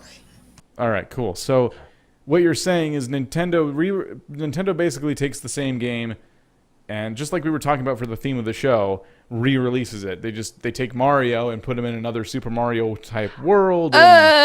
Mario's they've been doing a lot of different stuff with it, so it's almost a different game. But the Mario Karts, Mario Kart, tennis Mario Party, Mario Tennis, yeah, it's essentially the same game repackaged every year. New maps, basically, is what you get. Yeah, I mean, I kind of feel the same way you do, Ancient, because you get that new thing, and they're only going to make probably one Mario Kart for the Wii U. If history is to repeat itself, they only made one Mario Kart for the Wii. They only made one Mario Kart for the N64, and so on and so forth. So, I mean, it's safe to say that Mario Kart you're getting is going to be the last one for a while, which I think is acceptable for me. Yeah, it's almost a brand new game, so I'm okay with them releasing a totally new Mario Kart and all that other good stuff for Nintendo.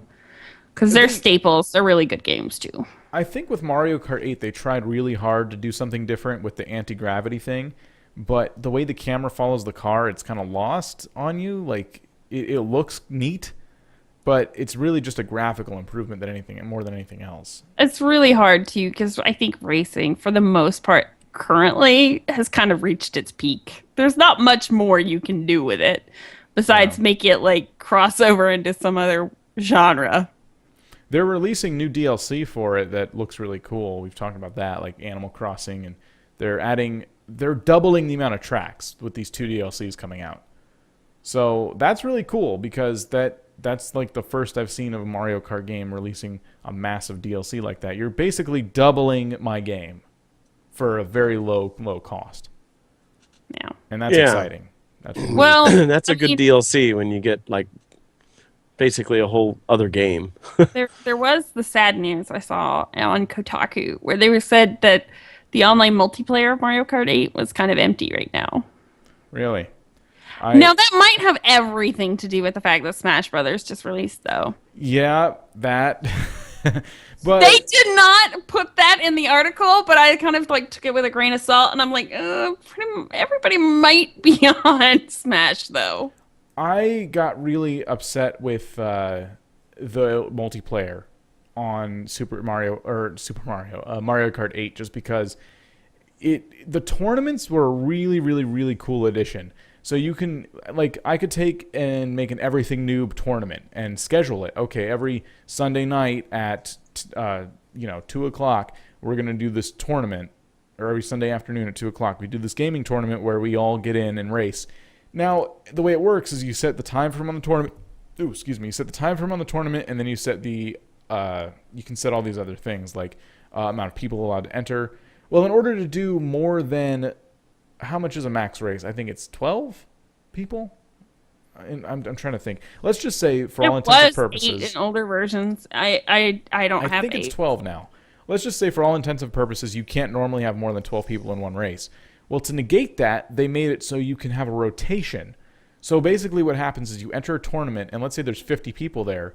There could be a handful of races going on at once in the same tournament, just different races. And so a lot of times what would happen is I would be in a race with 2 other people while the other 12 people were on another race. So it didn't split people up evenly. And then there's an unfair balance of points because obviously the 3 people who are going to get first, second, and third place against all the computers, if the challenge is set to, if it's not very challenging, they're going to have a whole ton of points. And it's just not fair. It's a really weird advantage thing they got going on. Why didn't they do like this weird, like, start with a bunch of people? So you have like, say, 3 races full of actual players. So that's 24, like 36, right? Mm-hmm. Players. And so that's 3 races totally full, 12 players. And then, so the bottom of all those races are cut out.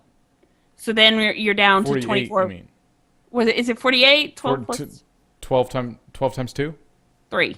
3. Oh. 12 times 3. Then it would be 36. Yeah, 36. Sorry. Yeah, that's what I'm saying. 12 times 2 isn't 48 either. So I was just taking, you cut out the people who did the worst in all of those. So you cut out and you're down to 24. Then you have 2 full races worth of people. It just randomly scrambles you all. Boop, again. And then you just like cut out the bottom of those 2 races. Make it an and actual then push tournament. them. Yeah. Yeah. Where you're just forced to drop out if you just cannot compete. It could have been that easy too, and they just kind of botched that up. So it made tournaments really sad because I really wanted to play in a real tournament. And I don't care if the prize is nothing but bragging rights. It's just the fact that you did the tournament so poorly. So yeah, I know 12 times 3, 30. I thought it was 12 times 2 times 2 again. I got confused. Anyway, because I was thinking of 50. To the power of 6. Yeah, I know. Power, whatever. Anyway, yeah, Mario Kart 8 was still a great game. It's going to be the last Mario Kart we see for a while, so I think that's acceptable. I think it's acceptable that the Super Smash is going to be the last one we see for a while. Now, Nintendo is kind of bleeding out right now, though. They're having some problems. So what if we see Mario Kart 9 on the Wii U? Because they're trying so hard to make money. I don't think they will break their I guess, their MO, what they stereotypically do for the Wii U. But I definitely hope to see them kind of create something new or buy some new intellectual property or something to kind of pull that into the Nintendo family that kind of like will breathe new life into it. And you know, probably what would help them is not to release their big guns that everybody cares about right when the console's new. Yeah. Kind of learn to space that out. Yeah, I need to see, for me to have faith in Nintendo personally, I need to see new characters and adventures and stories. That's what I want to see. Like, does you want completely new characters, or do you want to see characters that they like? The characters that are like, who the hell is this? Yes, yeah, like from the like Princess Daisy and stuff. Like, what is she in besides Mario Kart? Like, where did they pull her from? Either take characters people forgot about because you haven't done them since like NES days, or make something new. We've been seeing Mario. You've been shoving Mario down our throats for decades now. Let's turn it. You want to get more people in your games. Look at what everyone else is doing, and look at that and go, okay, The Last of Us by Naughty Dog, fantastic franchise. Totally, new characters, new story. They could have made another, they gave up Crash Bandicoot. That's the example I was going to use. But they could have kept making Crash Bandicoot. Instead, they sold that and started something new. Do something new. You don't have to give up Mario, but that's what people want. They want something new and exciting. You could keep, not only get, you want your younger generation of gamers, that's great, but you could keep the older generation on board if they feel like they're going to play something absolutely new and spectacular. They're tired of Mario Kart. They've moved on to first-person shooters and stuff now. I've got it. Got it. I know how Nintendo's going to come out of their little rut. Make a Mario MMO. They have one. Not an MMO, Do they? but an RPG. RPG. I'm talking about MMO, like massive. Yeah, it'd be awesome. Come on, man. Get with the program. It would be awesome. You walk around like as whatever you want to be, and you just go to all the different villages and just like the RPG thing, but it's in an MMO environment. You have a whole bunch of people.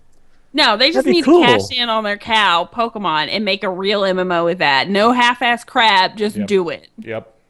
That too. 3D, full world adventure, random battles wherever. Like, just pull the trigger, make it like everybody wants it, and don't like cheap out and do some stupid no.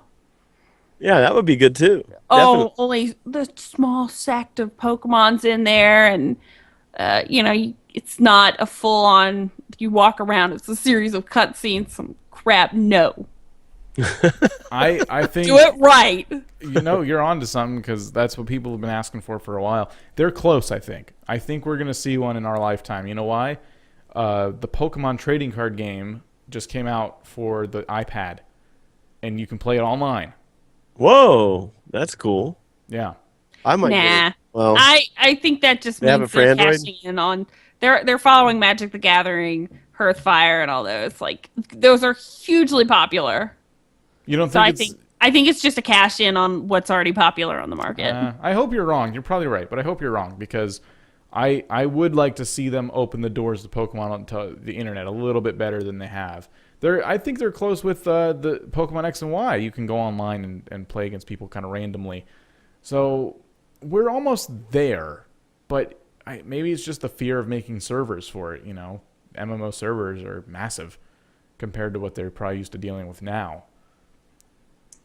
It could be many things. I don't know. But if they want money, $15 a month for a Pokemon MMO, you'll get people on board. Oh yeah. Yeah, I mean, and they could even have other options where you buy the game and you can kind of play for free. But then here's a tiered subscription system where you get some more perks that are purely glamour. No real bonuses. Yeah.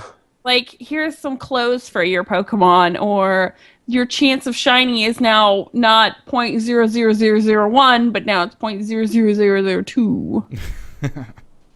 Oh, you know what? That would definitely be a success. Oh, They because should really think about you. people would definitely purchase a subscription to increase their chance of shiny, even if it's abysmal, by double. You know they would. Yeah. That alone would drive a lot of subscriptions. Yeah. We'll see what happens. I hope Nintendo does something like that. Something. They want to make more money. Just give the people what they want. We should just join the marketing team for Nintendo. We'll be set.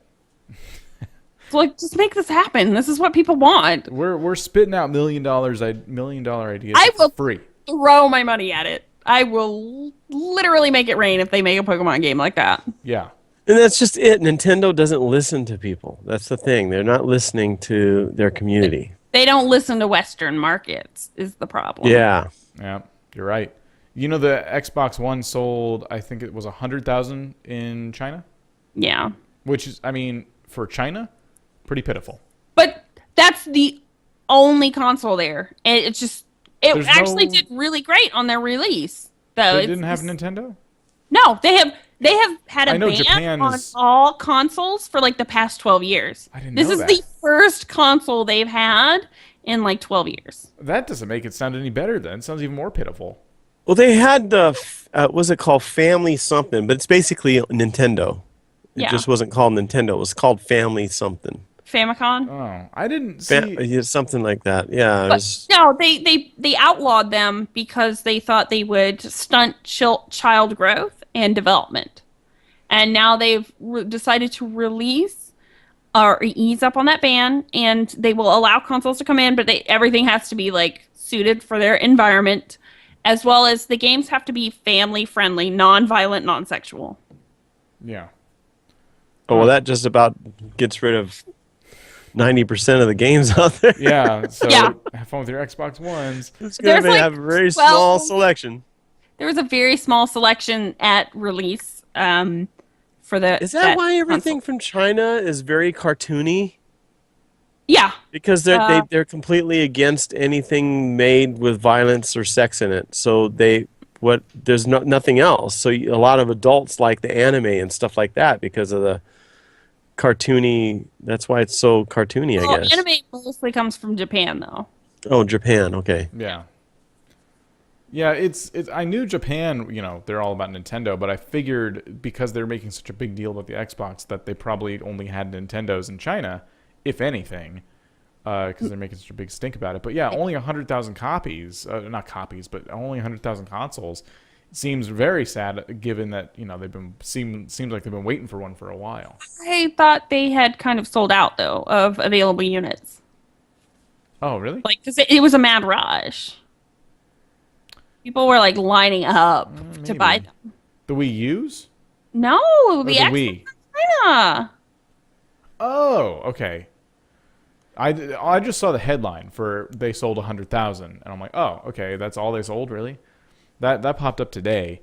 Well, Maybe you're Xbox right. Maybe would they have been only. pleased about that number because, like, let's talk about their lagging sales. Like, that number is great for them. No, I actually think they sold out of available units because people were lining up and very excited to be able to get them now. Okay, because I know in Japan it did horrible.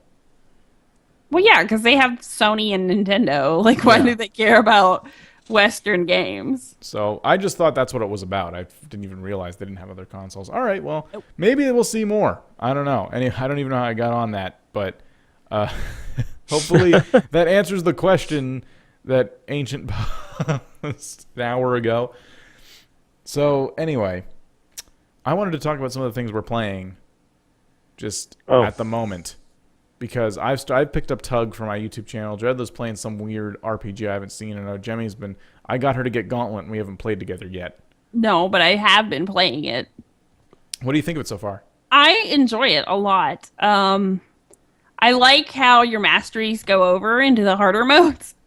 So it's like, this mode might be a little... But the sad thing is, there's not a lot of difficulty in between the different difficulty modes. And you can easily push your way through what is it? Unfair mode is their hardest mode without any relics or masteries if you're willing to. It's kind of sad.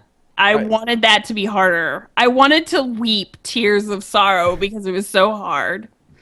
And it's not that hard. What I like about that, like they've made it really simple, but I also don't. I like it and I don't like it. Like there's only a couple things you buy. No. What I like is that you could be playing, and then I could be like, oh, you're playing Gauntlet? Oh, man. Well, I want to play. And if it was Diablo, I would be at like level 1, and you would be at level 20, and we wouldn't be able to really play together. You would be rushing me through it. With Gauntlet, I can just jump on and join you. You might have a couple masteries and stuff, but I can still get in there, and play in your game without being too far behind. Oh, that's cool. So I like that, but you're right. It should be, it should depend on your purchases a little bit more and be a little more challenging. Well, I don't think it should be depend on your purchases. I would have liked to see unfair mode harder than it is. I would like to see a little more difficulty gap in between the different modes. Like, I don't want to feel like I can just jump right into unfair. I mean, people should be able to do that, but I shouldn't feel like it's just, they move just a little faster. Oh, there's a few more of them. Yeah.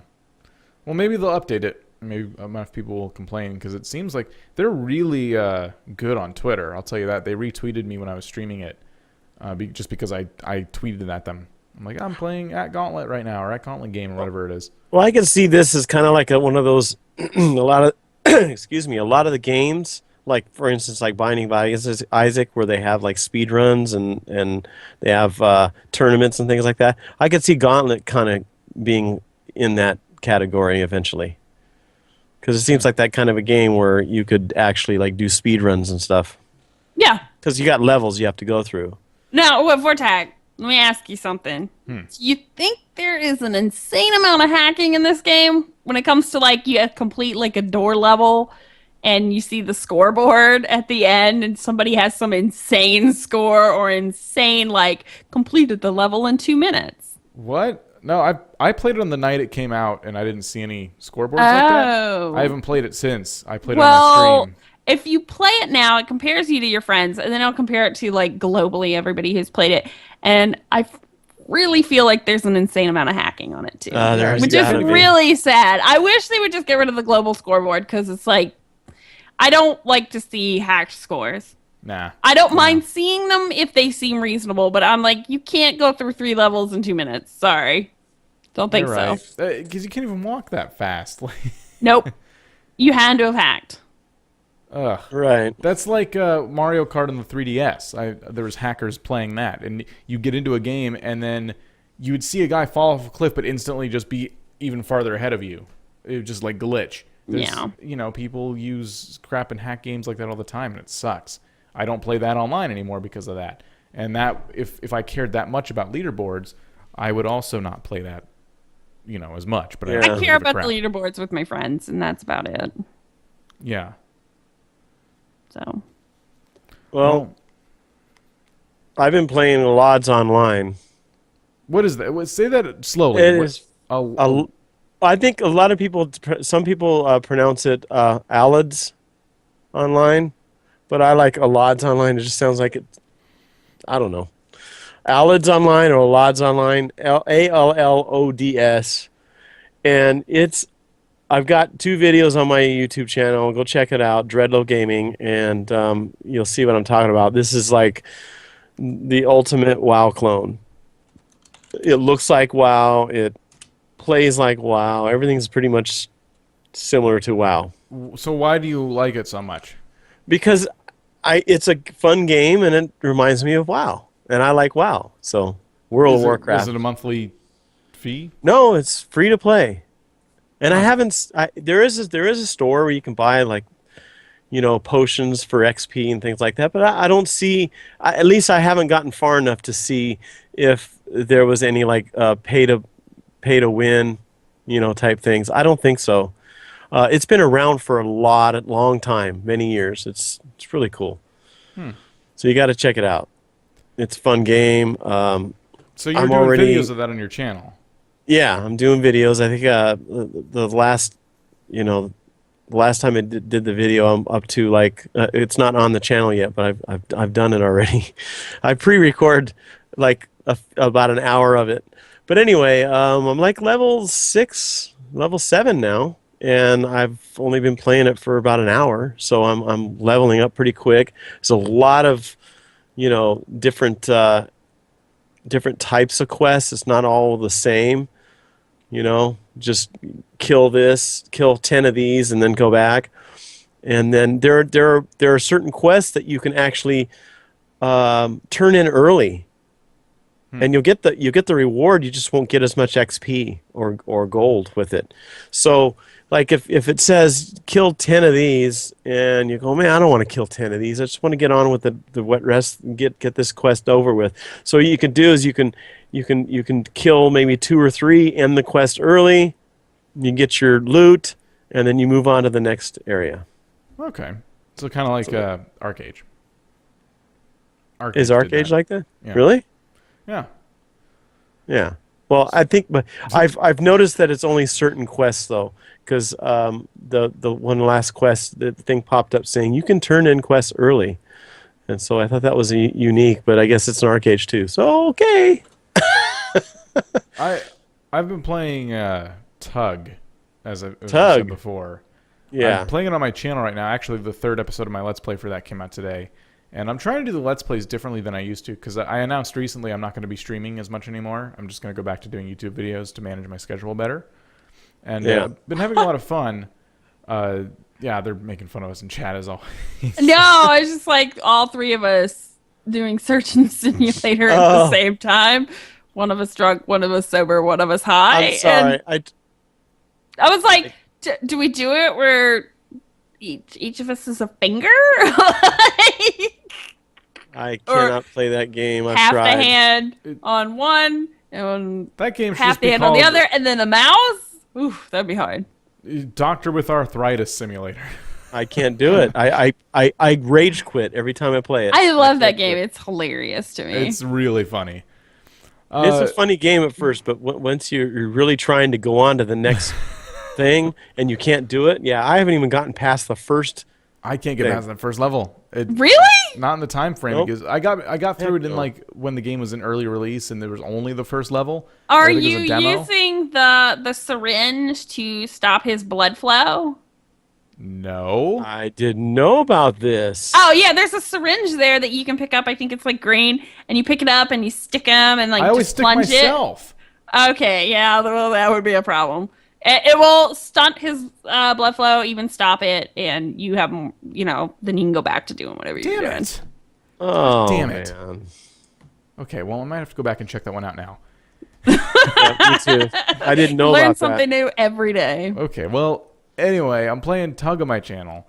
And when I saw the graphics for Tug and how underdeveloped their trailers made it look, I didn't really want to get into it. But I started looking into it more, and it looks like the trailers they have that every time you search for like Tug trailer, they're really old stuff, and the game's come along a lot farther. It's really old. Yeah.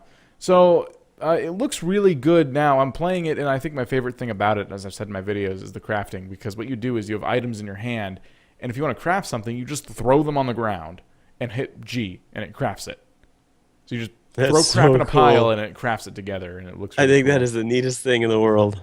Yeah, and like when you're putting them down, it looks like you're frustrated. You're just like placing them, like whatever. Okay, well, I need this thing. Yeah. Just throw them. That's why it reminds What me if of like you put something down that's not part of the recipe? Does it just get ignored? All the recipes are obviously really different from each other, so you can't accidentally make one thing when you're trying to make another.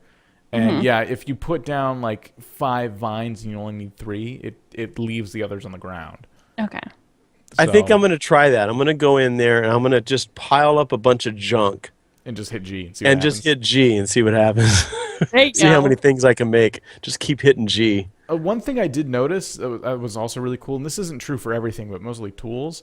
Let's say you have an axe in your hand, a crude axe. So it's made out of stone and sticks and vines. You look at it, and the handle is made out of a wood handle. And then there's a vine tying the axe head to it. And then you know the crafting recipe just by looking at the thing.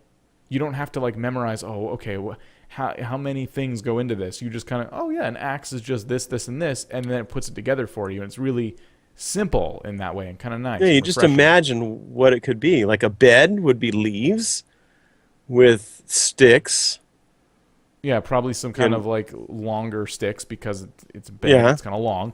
And yeah, it works kind of like that. Obviously, the more advanced recipes aren't like that, but the simple stuff is kind of cool how it's like And they there's- really thought it through.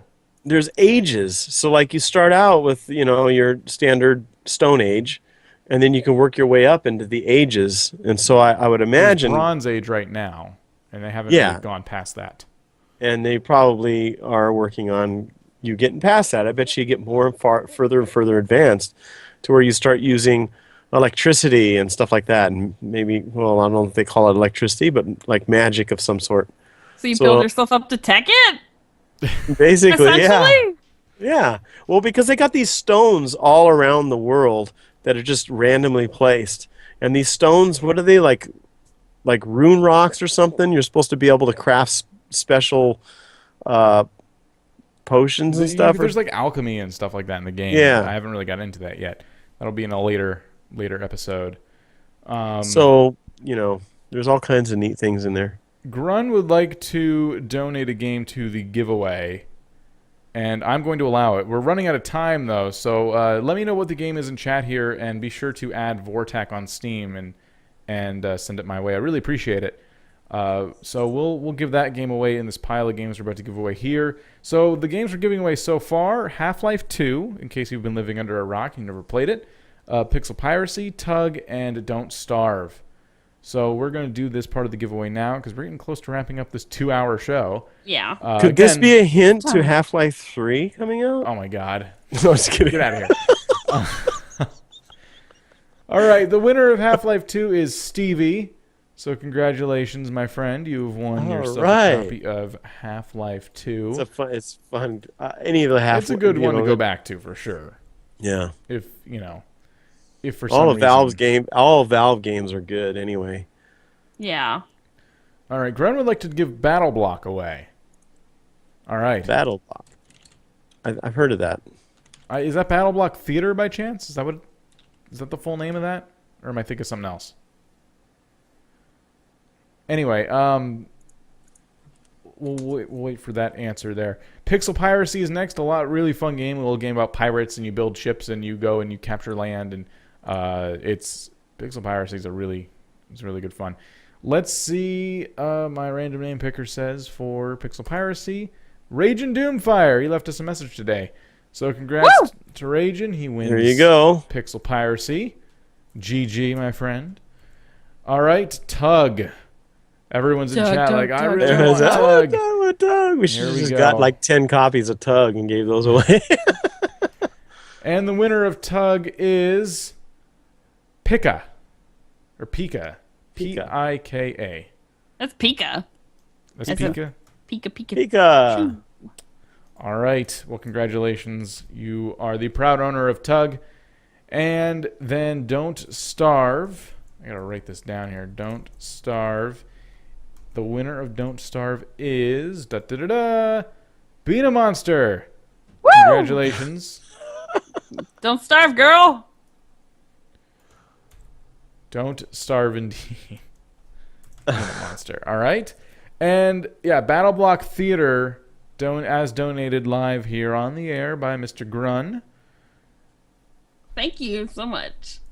I'll do Battle Block. Okay. And the winner, I'm sure, is gonna be totes happy. It's going to be you, and I'm going to laugh. Me? No, Grun. Oh, I was like, I didn't even enter. That's not cool. Whalley. WHOLLEY.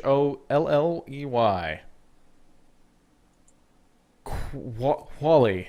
Wally? Whalley. Whip? Quality. Congratulations. Quality. You've The won cool yourself a copy whip. of Battle Block Theater. There you All go. right. So we're down to the last few minutes here. We don't normally do the show 2 hours, as we said before. It's usually a 1 hour show. We pick a theme every week, and we sit and discuss and debate said theme. And as always, we're taking your voicemails and questions and comments on everythingnoob.com. If you have a theme you would like us to discuss, if you just want to say, hey, whatever the case may be, we will play it on the show. And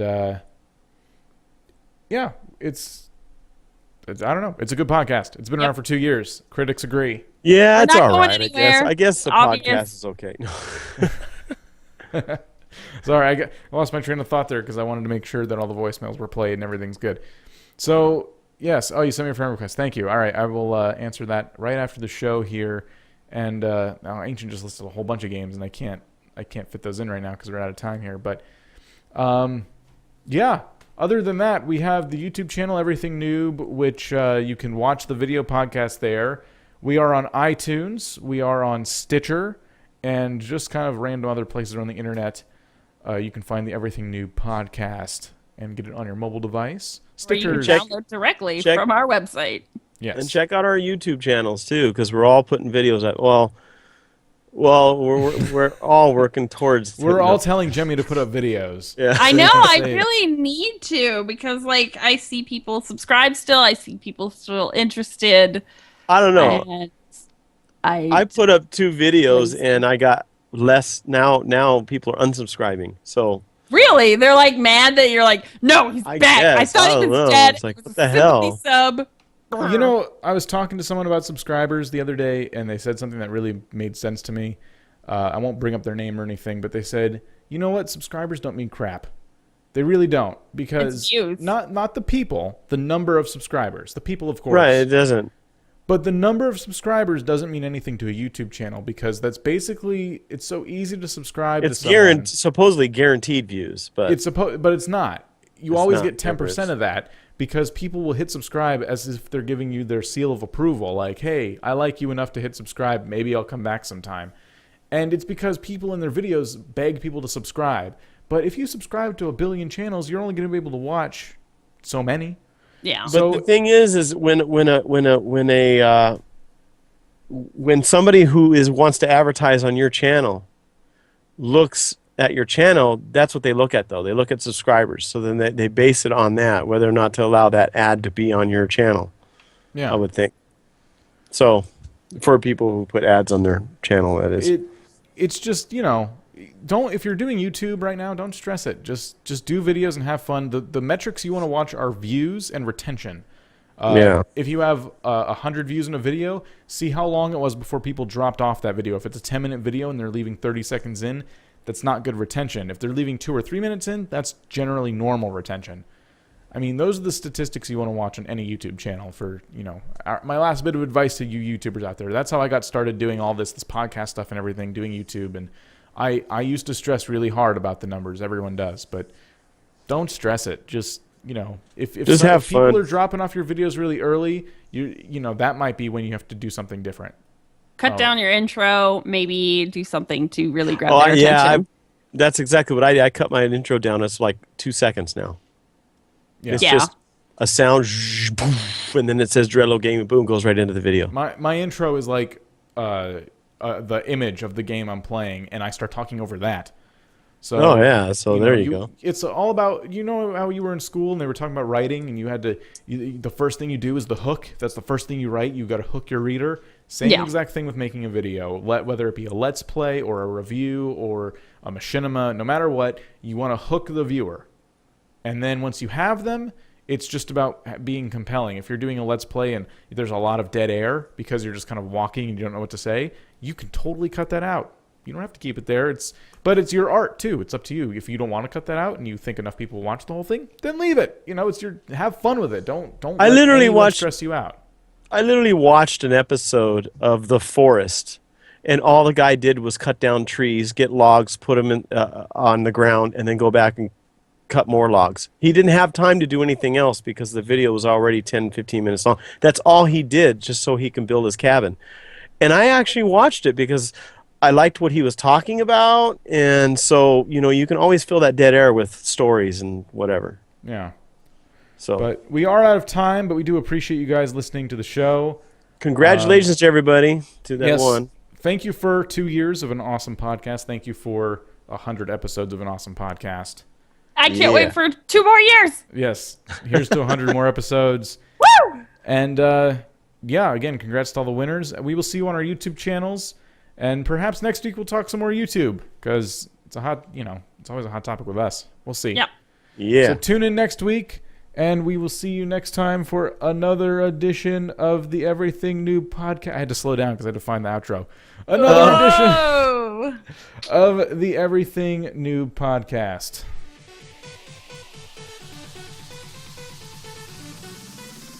Thank you for joining us for this edition of the Everything Noob podcast. Hit up everythingnoob.com for our show notes, blogs, YouTube and Twitch channels, previous episodes, and even a t-shirt store. Please game responsibly, and we'll see you next week.